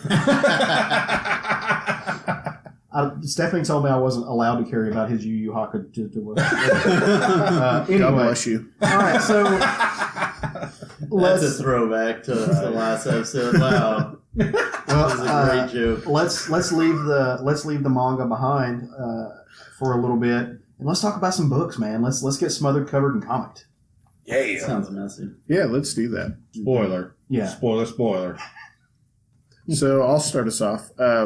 My book this week, and I went back and forth on a few different books. There were a lot of good books, but two of them that really jumped out at me as far as that I knew you guys wouldn't be talking about, and I wanted to go down a different route. And one of them was Crowded by Image. Such a good book, man. Yeah, Christopher Sabella wrote it. Rose Stein did the pencils. Ted Brandt did the inks, and Triona Farrell on colors. First, I just want to say this book is just beautifully done. The art in it is just beautiful. Yeah.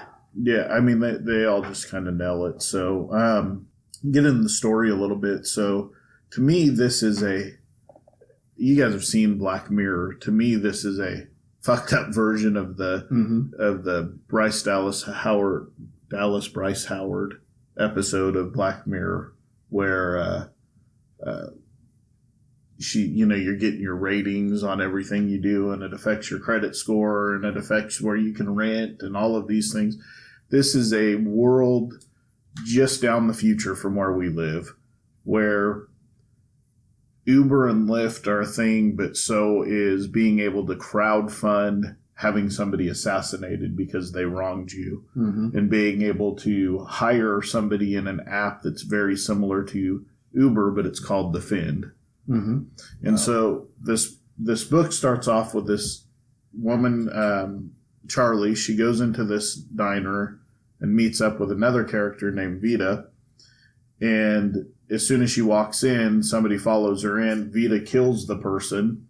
Come to find out that Charlie has a hit put out on her. And we're not talking about like small dollars either. No, yeah, we're talking big money that somebody's put this hit out on her. And so, of course, Vita's like, okay, you hired me, or you're trying to hire me. Tell me your story. So she gives her story, and Charlie's story is full of holes. You can see it from the beginning. She's not giving all the information. Vita's not fooled one bit. Kind of feels sorry for her, I think, anyways, and takes her in and decides to go ahead and make her a client.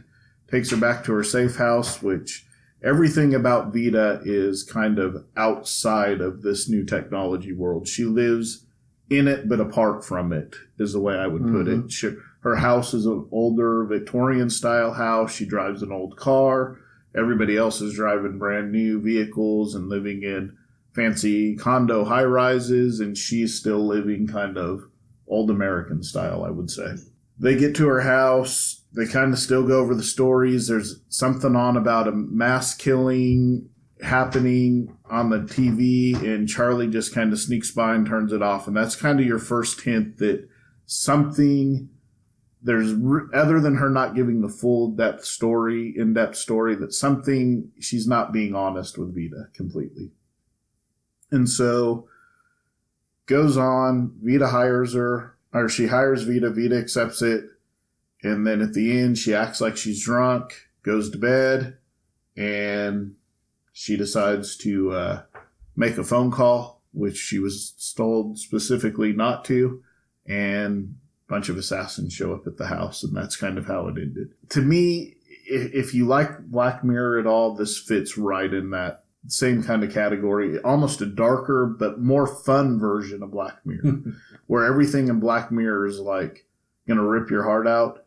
This is like a fun take on how bad technology could go. What were your thoughts on it? Because I know you read it. Yeah, I did read it. I absolutely loved this book. I knew it was coming out because I follow Christopher Sabella online, so I was prepared for it. I was really, really excited about this book. And when I opened up the first page, I didn't like the art. Oh, see, I love that. Well, hang on. I turned the page and I fell in love with every single page after that. So I think the artist drew that first page. It took him a little bit of time to warm up. And then everything after that just blew my mind. It reminds me a lot of Riley Rossimo's work. Yeah, a little bit. Not in the coloring and the shading, because Riley does that kind of pixelated shading things, but just in the way he draws figures. And so I just want to full disclosure. A lot of the books that we're going to talk about were books that we talked about on the 11 O'Clock Comics podcast when I guessed it on there earlier this week. So there's going to be a lot of crossover. I just don't want anybody to think that I'm parroting things that those guys said. Just that we've already talked about that. And so I'm going to bring a little bit of that here. It really did remind me of the art in Deathbed. I mean, your main character is this kind of smaller chick with she's cute. She's not super skinny. She's a little bit chunky. She got some meat on her bones. She got some hips. So it looks good. But yeah, Rose Stein's got this very, very similar style once she gets flowing to what Riley Rossimo has, and he's one of my favorite artists. So I love the kind of social connotations that this book has, playing with the idea of the world that we live in now, where you do have an entire generation of people who their jobs are on their phones. Yeah. And you mentioned a few of them, the Lyft and the Uber. Well, like Charlie, the main character, has something like 12 jobs or something she does in a particular day, anywhere from driving people in Uber and Lyft or their version of it to she lent somebody her dress for a fee. And so that's just like we do when we travel, we do the Airbnb thing. Right. And she does everything. She drives other people's cars for like guest driver. Right. And then she does her Uber thing. Right. And then she rents out her car to let somebody else drive it. Yep. And it's everything, this way of making money. And then it segues over into the more deadly side of this, which I guess we have to believe that on some level there are laws that support this kind of vigilante murder for money. Well, and it kind of alludes to that because you basically have a month from the time the project's funded, right, until to kill the person or the contract expires. Yeah. So the whole thing is this Defend app or group. They protect you for a month. At the end of the month, you're safe. So in the gal Vita, she's got the lowest score. She's got a knack for not wanting to kill people, but she's also got a knack for keeping all of her clients alive. Well, and she even says as much in the book because she's asking, why do you have this low rating? And she's like, well, all those people were there to give the rating at the end of it, so I did my job. They just wanted me to be more visceral than what I was. But they're also, to me, my favorite part about this book, and you touched on it a little bit, is the duality of the characters. You've got this seemingly innocent, I don't know why this is happening, character in Charlie, right, who's got a dark, dark secret, and you can tell there's something underneath there. There's like that she's hiding something. But then you have Vita, who is a relative hard ass in the book. Like she's everything very is by soft. the book. Don't fall for them. But she's got but she's not this hard-edged person. Like you said, she's soft. But she's got a history where there's this one page in the book that it goes through, and it's showing you like her morning routine. Like she wakes up startled with a gun, and she is scared. And on some level, she's like pulling out this exercise equipment, and then she's just laying back. But there's almost like a PTSD aspect of it, where she's got this entire past of something that she's ashamed of, or something that she doesn't want to talk about, and it brings it into light in the panels, but they're each hiding something from one another. I think it's incumbent upon Charlie to give more information. Vita doesn't have to give any more. Yeah. Because she's the hired protector. But Vita, there's that scene where you see the soft side of her because she keeps because Charlie brings her little Chihuahua dog with her, and she keeps saying that dog better not poop on my floor, and it does. and then she puts Charlie to bed, who is pretending to be drunk, and the dog won't go in the room, so she takes the dog into bed with her, and she's laying there, and she goes, don't fall for either one of them. Yeah, don't get attached. Or don't get attached to either one of them. So, first thing, just on this. I love that goddamn dog. Yeah. I want an entire issue of this from the perspective of that little motherfucker because it's hilarious. Yeah. Second thing, just on the art there, again, the first page was a little like I thought I was going to get something I didn't like, and then the second page just like opened up and was amazing. There is a spread of Vita's house, which also you start to realize is not her house. Like, and that's another part of this like dark, secluded past that she's keeping secret. Yeah. This is not her house. Like, this is somebody else. Like, somehow she's came into possession of this house. Yes. And I think that's going to be a big plot point in the future. But they do this cutaway that reminds me of like a doll's house where the front is taken off and you can see all 3 floors and the rooms and genius sequential storytelling because they're on each floor. It's walking you through it, showing you what each thing is. The whole book was well done. It was my early favorite when I read it, and then as I read through the rest of my stack, it was like the other one that I really thought about going on was Volition, which is a new Aftershock comics book about artificial intelligence and kind of the opposite story from what we always hear is that they're going to take over and kill us. What happens if we just enslave artificial intelligence, and what happens towards the end of their life cycle with no updates and no upgrades and that sort of thing. A very interesting look at them.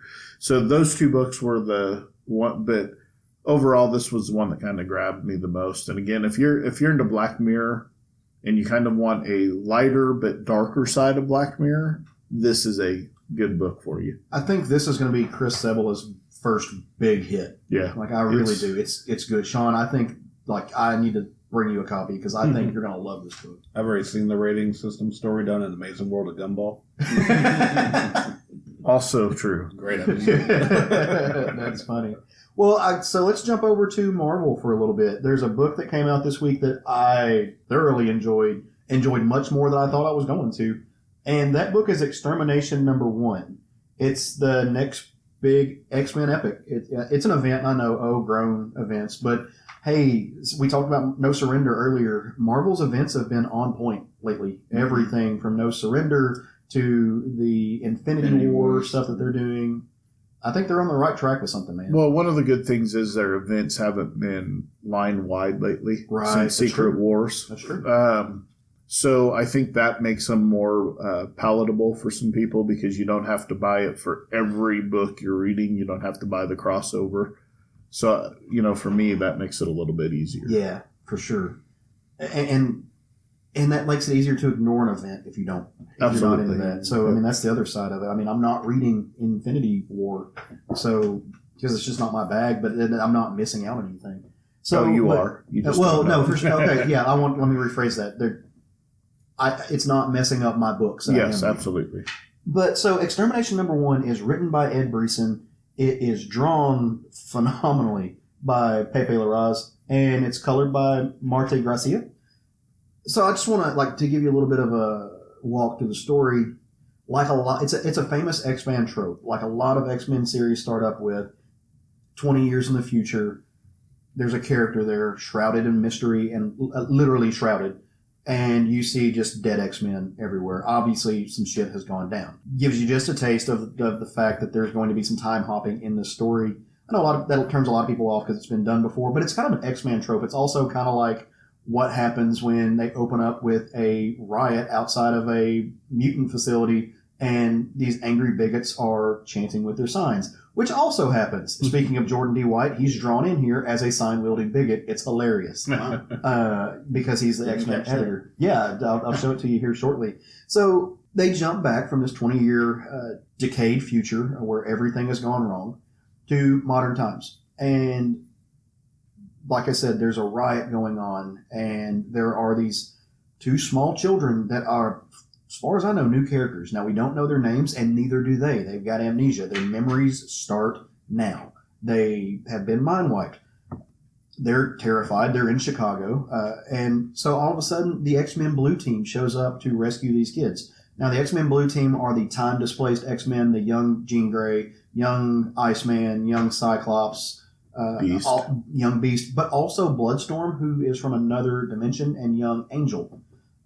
So they meet, they get there, they save these kids, they take them back, where they start talking to the X-Men Red Team. who is grown Jean Grey, and Nightcrawler, kind of your more familiar team. I think Namor's on the team, but he's not in the book. Kitty Pryde. Yeah, Kitty. Well, Kitty Pryde's an ex-Gold, but she's also She was there, yeah, she's but- also there too. So it's bringing these three books together. This is not going to end well They for a didn't give a lot of shit in people. this book. Yeah, no fucks were given. Lots of people died. Well, in this book specifically, 2 people died. Spoiler. Yeah. Spoiler. Skip ahead 30 seconds. Skip ahead I'm talking, so 15 minutes. Skip the entire episode. This is bringing together the events of all of these books from X Gold, X Red, and X Blue. All of that stuff happens. You jump to a diner where Bloodstorm and Cyclops are having a conversation. You realize that there's emotions blooming there. Cyclops and Bloodstorm got the feels for each other, man. And then they left the diner. There's and something there. ever after, right? No. Yeah, that's what happened. Fucking Ahab shows up. Now, if you don't know who I Ahab is, closed the book because I knew what was coming. Yeah. Did it just go black like The Sopranos? no, Spoiler for 20 years ago. that would have also been terrible. Ahab shows up and attacks him at the diner. Now, if you don't remember who Ahab is, he is this character from the future. Also, I think He is. he is the one who took Rachel Summers and made her into one of his hounds. Where in the future she actually hunted down mutants. She was a mutant that was forced against her will to hunt and destroy these other mutants. That's how she got those kind of red stripes on her face. Right. A time displaced Summers. Yeah, go fucking figure on that one. Fuckers is He attacks, dude. They're like the motherfucker Skywalkers of the mutant world, man. drives a stake through Bloodstorm's chest. She is dead. She is not coming back. Code Blue, rally the troops, get everybody down. We're going on lockdown. Snake Honestly, lined with silver. Yeah, line was full vampire. I mean, because Bloodstorm's a vampire. She's this other dimension vampire storm. She's gone, man. They put her on ice.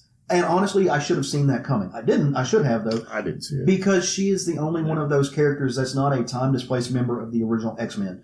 So they've also had Jimmy Hudson that's been a part of that group, and they removed him. He's not dead. He's still alive, but he's off doing some other stuff. Bloodstorm's still on that team, so you got to cut her off. And I should have seen that coming, and I didn't. Still a touching moment because you get this big emotional buildup between her and Cyclops, and then that happens. Meanwhile, Iceman, because the team is kind of scattered, right? They're off doing their own things, living their own life. Iceman's doing his thing. He gets attacked. Out of nowhere, some douchebag, some shrouded figure up on the roof of something, starts fucking unloading. Some shrouded big gun-carrying bastard starts unloading on him, so he ducks inside a building. Next thing you see, Cable walks. Cable shows up, except Cable's trying to protect him. That's it. So my thought was, okay, Cable's shooting at him. That's why he's got the big gun. But then, your regular Cable's there. It's not him. What's going on? He tells Iceman to run. Iceman can't. He can't get up and get out of there. Not in time for anything to happen, that is. This barrage continues, and the shrouded figure shows up, takes Cable just out of the picture. Cable's a big badass, man. We've seen him for years. It's really hard to get one over on Cable. Beats him.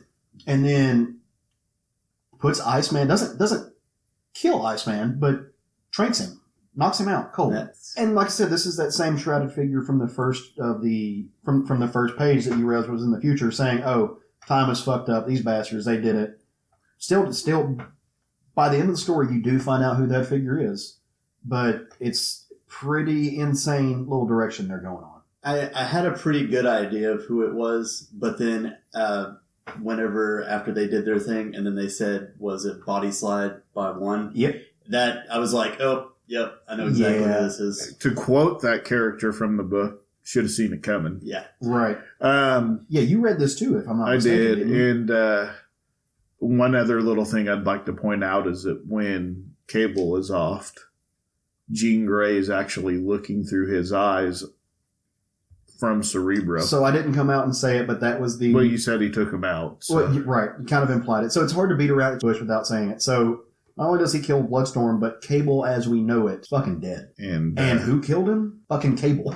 Young Cable, just like these young X-Men. A really skinny, svelte, still has gray hair, but maybe late teens, early 20s Cable with a giant fucking gun because of It's Cable. by far and away the best X book I've read in a long time. Absolutely. Ed Brisson has been writing Old Man Logan phenomenally. It's one of the top tier Marvel books in my opinion. I've loved every minute of that. He really knows these characters. He really knows the ins and outs of their existence, of their history, of the continuity of these characters. Pepe Le Raz lays it the fuck down in this book. They're like, dude is doing work. Like he is not bullshitting. He came to play, drawing some of the most dynamic images I've ever seen this man draw. He's no slouch. So Pepe Le Raz has always been a very, very good artist. This dude is doing like career point work at this point in this book. If you haven't been reading it, a lot of people have been kind of down on the X-Men series. I get that. I've thoroughly been enjoying them. I like and red the most, blue second, and then gold. But they fluctuate. There's been good parts and bad parts of all of them. And so the thing about this book is that it brings out the flaw that they've had in the X-Men books, because one of the things that's happened is Old Beast, when Scott Summers went bad, went and brought the young original X-Men back. Kind of snap him back in, like, remember who you were. Yeah, Scott, here's you. This is who you're supposed to be. You turned into this bad guy. Fix yourself. Beast turned full Mufasa. You are. But then what happened was Beast done fucked up and got him stuck in the current timeline and couldn't get him back. Well, this addresses that, because we kind of all forget that Cable can travel time anytime he fucking wants to. Why didn't he fix this time anomaly? So that's what this book is about, is fixing this time anomaly. And I know they also mentioned where Cable did before he got offed was that they brought him back there, or to this time, to the present, so they could see how far off the rails they've gone and to go back in time and just kind of change so they wouldn't become those people. Right, but he never went and took them back like he should have, because they were stuck. I love the whole thought of this book of like the future killing the past. Well, and that's a lot of what that's let the past die. That's a big theme right now. Well, it's not letting the past die, because I don't think that these characters can't die, right? Because I mean, the whole point is if they were taken from back in time, then they're not there to do all of the Claremont and Byrne. They're not there to live the Claremont and Byrne stories. Yeah. So they have to get back, or the world just kind of falls apart. They're fixed, like Brian Michael Bendis is no longer there to advocate keeping these people in the Marvel comics, so they're going to send them back. To move forward, you got to take them back, because when you take them back, you can assume that young Scott is not going to make the same errors that old Scott made, and we may actually get a soft reboot of the X-Men with the new upcoming X-Men. I think we're going to end up with the original team, not necessarily on that team, but they're going to be back and alive again. I mean, we've already got Jean Grey back, and now you got to get Scott back as a hero instead of a villain. And there's always that possibility that by bringing them into the future, they've made a separate universe altogether. Absolutely. Oh, yeah. There's that. I really did enjoy this book. Marte Garcia's colors are great. Really, really, like, on point. There's nothing wrong I can say about this. I didn't, and maybe it was because I was just so wrapped up in the story and wrapped up in the art. I could not tell you a flaw in the artistic qualities in this book. Everything was drawn impeccably. Dude, Pepe Le Raz beast mode, man. This book reminded me a lot of Death of the Inhumans, where it came out and it said, "We told you, and we're going to do it. By God, you're going to deal with it." Another phenomenal event. Yep. So I highly recommend this book if you haven't gotten it yet. It's one you want to. If you're a lover of the X-Men, even if you haven't been liking what they've been doing in the last year or 2 years, I think you're going to like this book, because it's got legs, man. This thing's running. It's some fun stuff. Well, my book of the week is a book from last week. Because due to financial circumstances, I have cut back on some of my books. And the couple of books that I got this week just weren't enough for me to want to talk about it on this show, to be honest with you. Just weren't feeling them? Just still not digging the Law and Order Gotham. And Usagi, which was my pick for what I'm looking for this week. It's still good, but I feel like I need to reread the entire thing as a whole once this miniseries is done. It's one of those kind of murder mystery. This is kind of a mystery book, so Yeah. I couldn't really talk about it because I feel like I need to reread the whole thing once it's done. Okay, that's fair. That's absolutely. But what I did want to talk about this week was the book I would have talked about if Unnatural 2 wasn't so damn good. Mm-hmm. It was actually Domino issue 5. Continued to be written by Gail Simone. It has been an amazing run already, just 5 issues in. And this book especially, just, I don't know, I enjoyed it so thoroughly. It's continuing Domino's training / flirting with Shang-Chi. In the best ways. In the best way. Like, in the best ways. It's Gail Simone, so of course she's writing likable characters. And I like that she's not afraid to show a woman lusting. Oh, at all. Yeah. Because some people look at that's just kind of a man's thing. Only they look at it. No, women look at men like that too. And Gail Simone's writing it so amazingly because it's great. And she's like, I respect and I admire his martial arts skills. Like, God, I want to fuck him. What you've been doing this entire last 2-3 issues you've been with him. He's definitely making it to first base. This is great. Okay, he's rounding second. And with him trying to get her to get her powers activated again because she's been having issues since she's ran into a couple of people, one of which we've now revealed is from her past, which actually she's not even dealing with them. She's currently in, I believe it's China, flirting with Shang-Chi.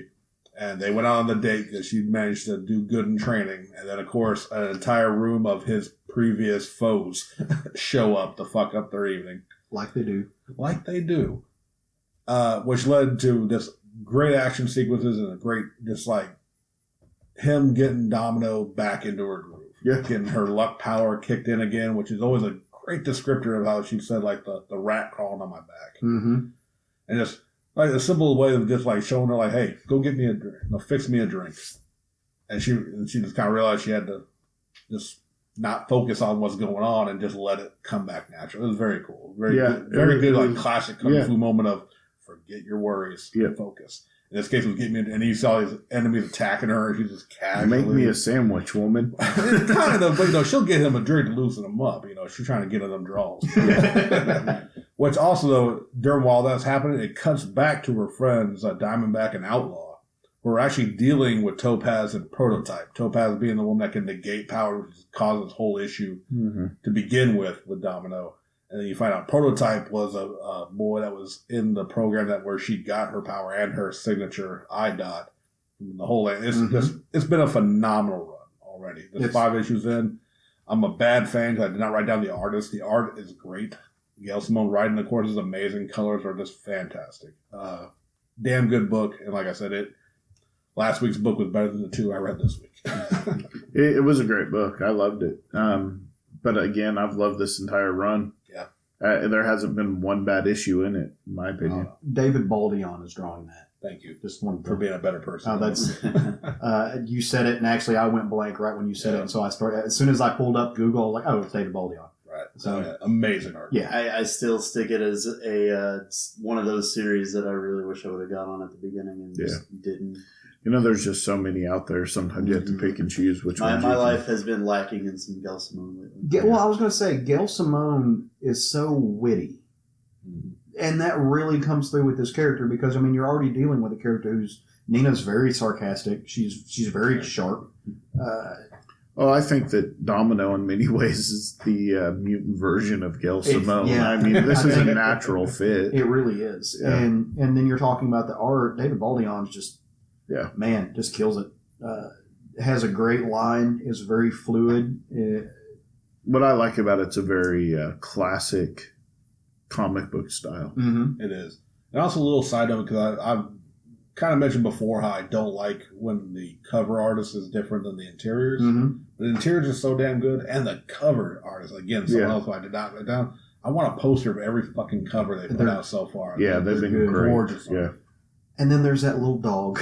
And then there's y'all know I love dogs. That little dog stole my heart. It's been great. And like I said, Gail Simone knows how to write likable characters. Yeah, for sure. She can, even though I didn't read her Plastic Man, I'm sure she made him, and I hate Plastic Man if I'm honest. But I bet if I read that book, I would love him. Plastic Man's amazing. I've never liked him. Well, and keep seeing panels from it, and I really regret that. Yeah. Just speak on the villain. She knows how to write unlikable characters too. Because you fucking Secret Six. Yeah, you really hate these guys. Like in Secret Six, you really just don't like a lot of those. She made Catman relevant. Right. She made Bane have like some crazy personality. Let's be honest.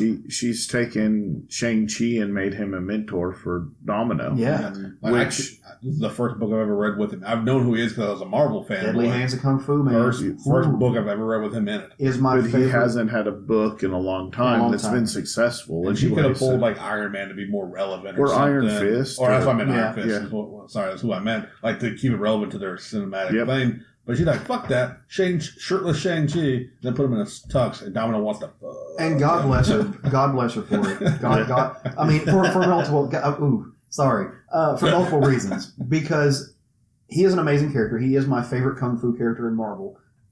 He's just so fun, so dynamic. Let's be honest, he's Bruce Lee. He's based off of Bruce Lee. He is the Fist of the Dragon. Yeah. But it also doesn't hurt. Caleb's getting flustered. David Baldeon draws this motherfucker to look so goddamn svelte and sexy that, like, He Caleb sounds like Domino right now. I'll just don't ask to borrow any of Caleb's issues that have this character in it because the pages are already stuck together. I buy 2 issues. I keep a reader. Okay, no, it's these characters are meant to be drawn attractive. They are meant to be not only marveled at their abilities. Sorry about the pun. I'm full of those today apparently, but they're meant to be marveled at their physique. This dude has got 9 abs. Nina is stacked like a fucking brick wall. I'm okay with seeing a Domino Shang-Chi baby running around. I don't know. I don't even make no babies, but I'll definitely sure watch them practice. The joke will be that he's not the greatest in martial arts, but it doesn't matter because he has crazy luck powers. Yes, because he wins. like he's a very average martial artist, but he always wins. Luck food. What'd you read this week, Jerry? So continuing on our trend of Marvel comics this week, I didn't realize that so many of us were crazy. We're hitting the Marvel trifecta. Marvel's been. I'm sorry I didn't pick a Marvel book. I'm not because Crowded was good. And so we got our first glimpse into Spidergeddon. And it was fucking beautiful. I loved it. It was bananas. And one of my favorite things about seeing anything of an alternate universe character is seeing what they did with all the other characters in it, and they did it fantastic. So Edge of Spidergeddon, number 1, it... I like how they put it because they didn't put like the writer or anything. They put words was Jed McKay. Pencils and inks, Gerardo Sandoval. Colors was Brian Reber. Letters, VC's Corey Petit. And cover was Gerard Sandoval too. And the Spider-Man, they're going to do a different Spider-Man through different universes in each of these leading up to Spider-Geddon. The one that they decided on, and I was super excited about, love the cover too, was Spider-Punk. And no, it's Spider-Man. Okay, yeah, you got me. You got me on that one. You got me on that one because he says it the whole issue. To summarize, Hobart Brown, Hobby as he goes by, defeated Norman Osborn, the oppressive U.S. president of Earth-138, before he was handpicked by Superior Spider-Man to join his Spider Army opposing the Inheritors. He's been around the multiverse and back to the streets of NYC. The book picks up with him trashing some biker-looking guy, and it turns out that this is basically their version of Thor, and he's basically telling him to stay out of, Brooklyn, out of his area, and the dude essentially gets nuked, and the character that did it was Kang. Not Kang the Conqueror, though. Kang the Conglomerator. Yeah. And you find out that the whole reason he came here, because in 2099... Spider-Punk is all the rage, and he is making so much money off of him that he wants to grab. Yeah, he owns the rights to Spider-Punk. Yeah, and he owns the rights to Spider-Man. So he came here to grab the real Spider-Man to make some real money. And he sends in all of these little, they look like stuffed animals Spider-Punks. Yeah, and they're all like Funko Spider-Man. They look fucking ridiculous and fat. And because Spider-Punk's like, you and what army? And he's like, oh, I'm glad you asked, this one. And all these stupid little things came out and started shouting anarchy and fight the power and all this stuff.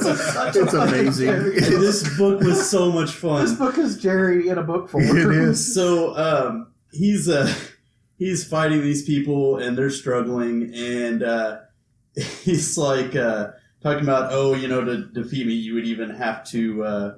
you'd have to drop like an atom bomb on me or something. and he keeps calling him Spider-Punk, but he doesn't go by that name. He goes by Spider-Man, so he keeps correcting him to get him to call him Spider-Man.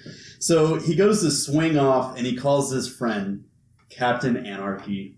And it's just so great. At this moment, Captain Anarchy's fighting the Annihilation Wave, who are the nihilists.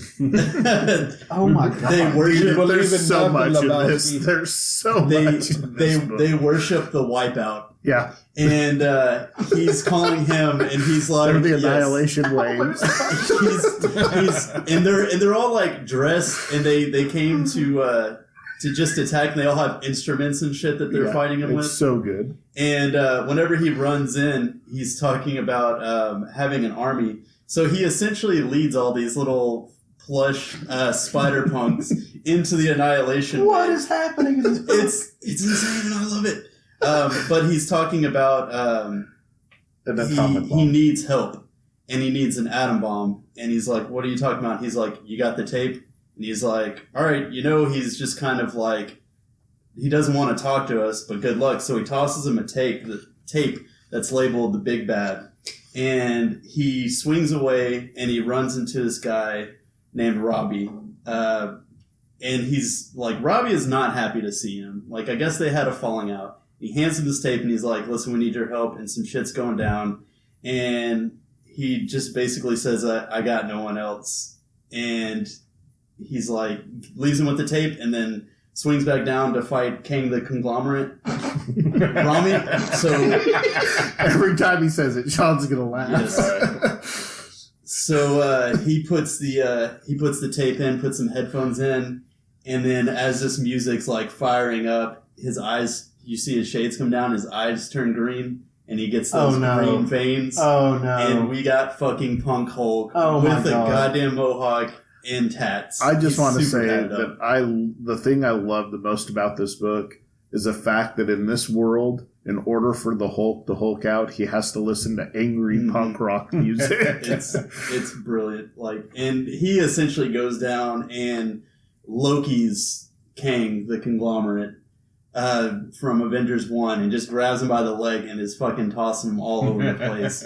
And they've essentially defeated him, and he's basically asking him like, why did you come after me? Why didn't you go after Captain Anarchy? And he says he's not as marketable, and he also is fat and all this, and you're in the future. You are more popular though because you died young. And then he goes back into his present time. At which point he's talking to his buddy who is Robert Bruce Banner, Robbie. Yeah. And then a portal opens up, and at first you think that Kang's coming back, but it's not. It's Spider-Woman. Is it Spider-Woman or Spider-Girl?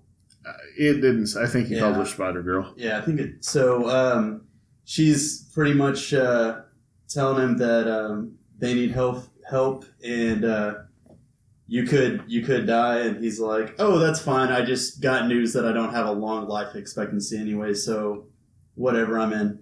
And as he's going out, he's singing Motorhead, and they're going through the portal. So okay, now I want to address this point because earlier you were asking me about what lyrics were you asking me about? The lyrics that they were singing going through the portal, or he was singing, was "That's the way I like it, baby. I don't want to live forever." I'm going to spread your shame because Go ahead, do it. You had to ask me what that was from and who it was, and I'm ashamed of you, son. Well, you brought shame to this family. It's fucking Motorhead. It's goddamn Lemmy.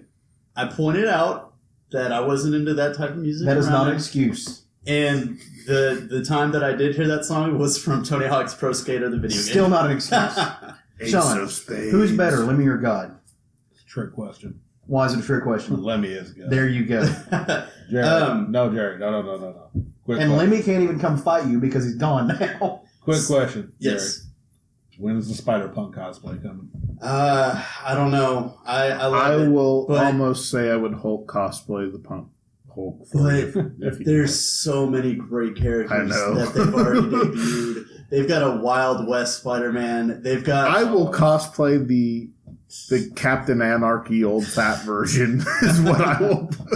They smoked a lot of weed when they wrote this comic. They're going to do 4 issues of Edge of Spidergeddon, leading up to Spidergeddon, and they're all done by different writers and artists. The next one, I can't remember who the writer-artist combo is, but it's going to be based off of... Oh, it's Gerard Way is going to be writing. Oh, yeah. Because it's based off of his character. I think it's SP//ER or whatever. Yeah. And it looks like it's this little girl who has a really like crazy looking spider mech in it. So I've looked at the cover of all of them, and they all look super dope. And if the other 3 are half as fun as this one, I don't care if they are. I just want Jerry to talk about them the way he just spoke about that one, because that was fucking entertaining. It was so great. Like, it was fantastic. They even have things in here where like the tapes, one of the things that Annihilus wave or whatever are like trying to take the tape. Yeah, the Nihilist. Yeah, trying to take the tape, and he webs it and says, "Get over here." Yeah. And then like Captain Anarchy says, "Oh, I got that reference," and it has a little TM next to it, meaning that is a reference in its own. Yeah. It was beautiful. I fucking loved it. If they decided to do a miniseries on Spider-Punk. Who did you say wrote this first issue? The first issue was McKay. Get him writing Amazing Spider-Man. Yeah, Like, Jed McKay. You know what? I want fantastic.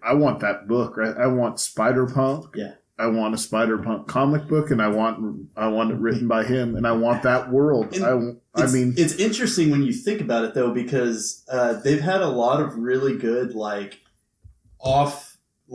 universe Spider series that have turned into ongoing. Oh, yeah, 2099, Spider-Gwen came out of the Spider-Verse. So. Yeah. Out of Edge of Spider-Verse. And then, I mean, even now, the Renew Your Vows. That came out of Secret Wars. The best one of them all, Spider-Ham. Spider-Ham. I finally got it right. Spider-Ham does whatever Spider can. So I know there was one more book that I know you guys read. And it blew my mind. And I figured that we needed to give it some bit of light. Brother, you aren't wrong. Because Gideon Falls issue 6 came out this week. End of the first story arc. And I read it earlier, and it was like a religious experience. Mind-warpingly good. Yeah. So here's the thing. If they're going to do what Image typically does, which is the first trade's $10, if you're not on this book, go pick up that trade right now, because it's going to be, they'll have their little 2-month break. You'll have a chance to read your trade and then get on this book, because it is that good. Yeah. The pasture finally goes into the barn. The pasture went into the barn? Or the pastor? Pastor. Father. The barn is in the pasture. Where the pasture is. Anyway, he goes into the barn, and at that point... This is what happens when we record at night. At that point, Andre Sorrento... This is his fucking playground. Oh my! You talked about that scene earlier in our private conversation about where it's showing insanity. The man has found a way to draw insanity. Yeah, for the way he plays with panels, the way he's doing digital overlaps. You've got 2 different scenes going on. The same scene going on from 2 different perspectives. And it's playing forward and reverse. It's just fucking amazing, and it's in like little micro squares. Mm-hmm. He did it all so beautifully. Like, and the story is, you know what's coming, or you think you know what's coming, but somehow you just know that it's not going to be what you think. But oh man, I mean, we all knew that it was going to be good, because this is Jeff Lemire. This is the 3rd series that these 2 have collaborated with. But this is a series that they came up with like all on their own that they've been wanting to do. This is their first creator run together. Just to give a little backstory, if you haven't been reading this, the town of Gideon Falls isn't going through a flux. It's a very Catholic heavy town. Their former priest has gone. The new priest is a not very well recovering alcoholic, and is trying to work with within the confines of this town, which has a lot going on, including another character who they have not met yet, which is a severely, it seems to be a severely mental ill character. Norton, he's wearing a mask. Him and his therapist are doing all these things. Well, his OCD, he has to go through garbage and he keeps finding these pieces of wood, these small scraps of wood. And he said, and they're all parts of what he calls the Black Barn. And then throughout the series, you find out that there is an entire history, an entire backdoor organization. The Plowman, to this Black Barn theory. It's otherworldly. The book is quiet. It is not it's quickly since Harrow County left us. R.I.P. Harrow County. I remember you fondly. This book is quickly becoming my new favorite horror series, specifically because it is a cerebral book. There is not gore. It is scary and silent. This book is what Outcast was meant to be. Absolutely. And again, Sorrentino is on the cutting edge of his craft. Sorrentino, and I didn't know this until earlier this week, but he works completely digitally. I had no idea how he was doing these tricks, if he was drawing things and then going back and doing digital elements to it. But no, everything he does is essentially digital work, and he uses a lot of photo reference stuff, which, when artists do that, it can sometimes take the life out of art. It can take the creativity and the spirit out of the art. His adds to it, and that's why I say he's on the cutting edge of his craft when it comes to the art he's doing. I've mentioned it before. In the first issue, he does this shot where it looks like he took a panoramic shot with his cell phone, and he drew it. He uses wood grain layers on it to give everything kind of a scratchy feel, to where it looks like it was burnt in the wood in some scenes.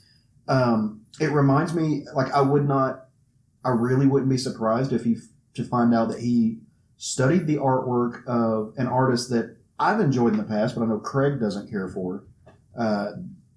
And of course I went blank. Ariel Olivetti, who in the past has taken these digital stills and worked them into his books.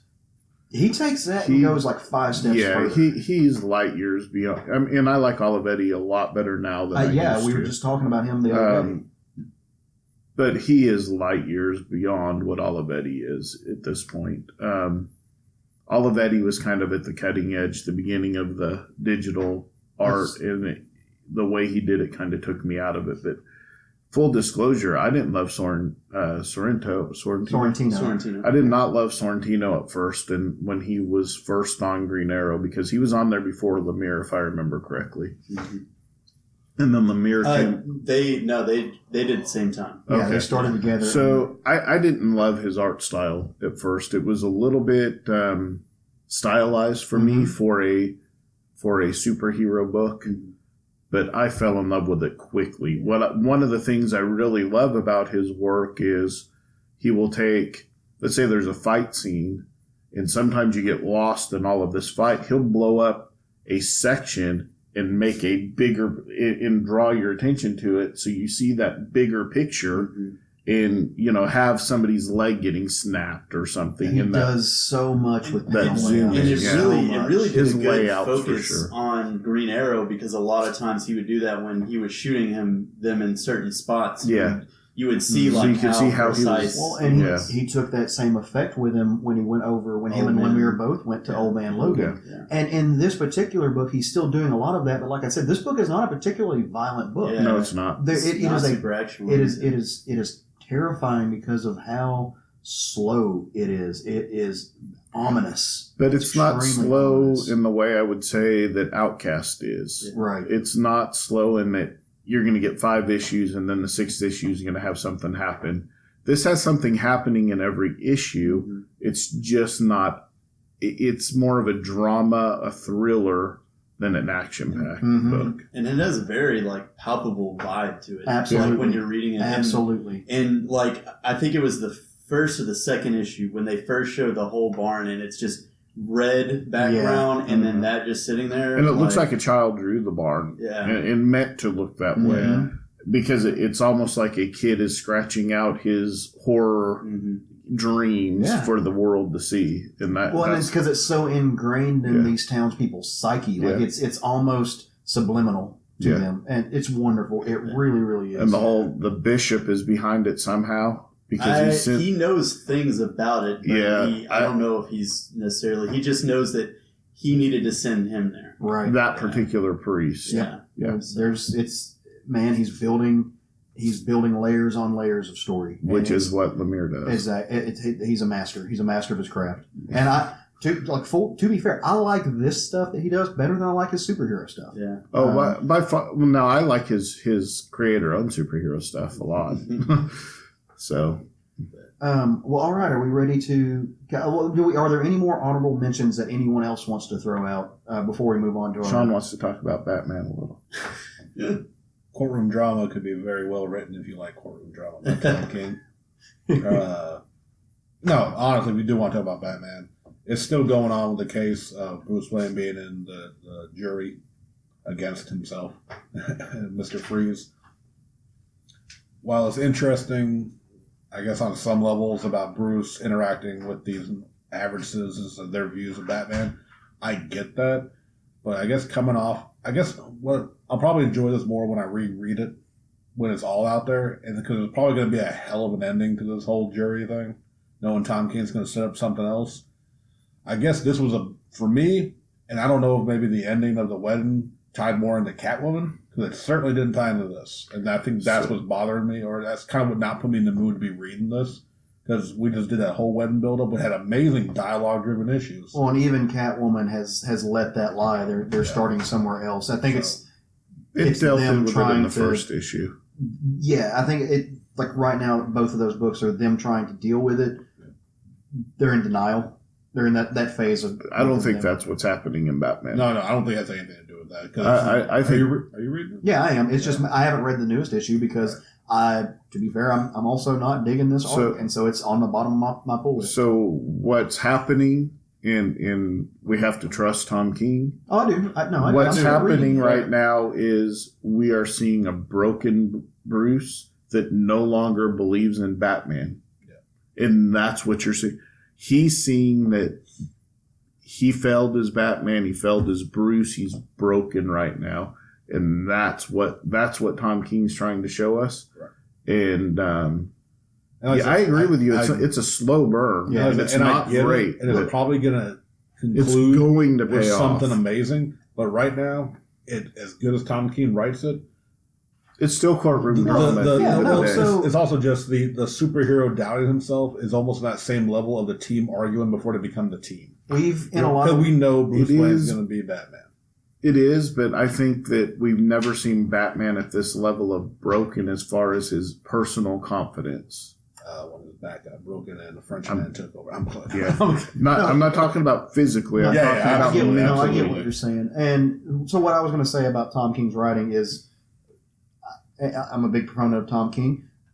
We have been spoiled by Tom King, where we have gotten an arc that's amazing, somehow followed by an arc that's even better than that, somehow followed by an arc that's even better than that, somehow followed by, and we've said that before, and we've also acknowledged that eventually you can't win them all. The numbers are going to hit, and there's going to be an arc that is not better than the last, and I think that's where we are. Mm-hmm. I also think that in a lot of ways, Bat Fitty, as I like to call it, was pushed by the company and not by Tom King. Right. The decisions that were made in that book were done by the editorial staff.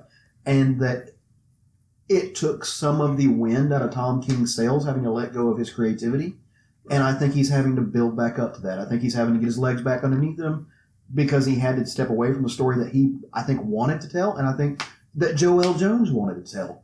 And I think he's having to go back and each of those people are having to adapt to what they were asked to do rather than what they wanted to do. And I think that's a big part of that. And like I said, I think I would not be surprised after all these weeks where I have been calling it Law and Order Gotham, being kind of negative about it. I'm probably going to come up here eventually on this episode and be like, my book of the week, motherfucking Batman. Yep. And it's probably going to happen. I think it's going to be next week or next month because the courtroom drama ended with this issue. The case is over. Yeah. So I think we're going to see it move into the broken bat at this point. Yeah. So I wanted to throw out a few more honorable mentions before we move on. Okay. and still in the Bat family. Batwoman, the series wrapped up this week. Marguerite Bennett wrote a gorgeous soliloquy on the final pages, and if you get a chance, was a beautiful use of language to say goodbye as a personal note from Marguerite in the voice of Batwoman to bid farewell to the series.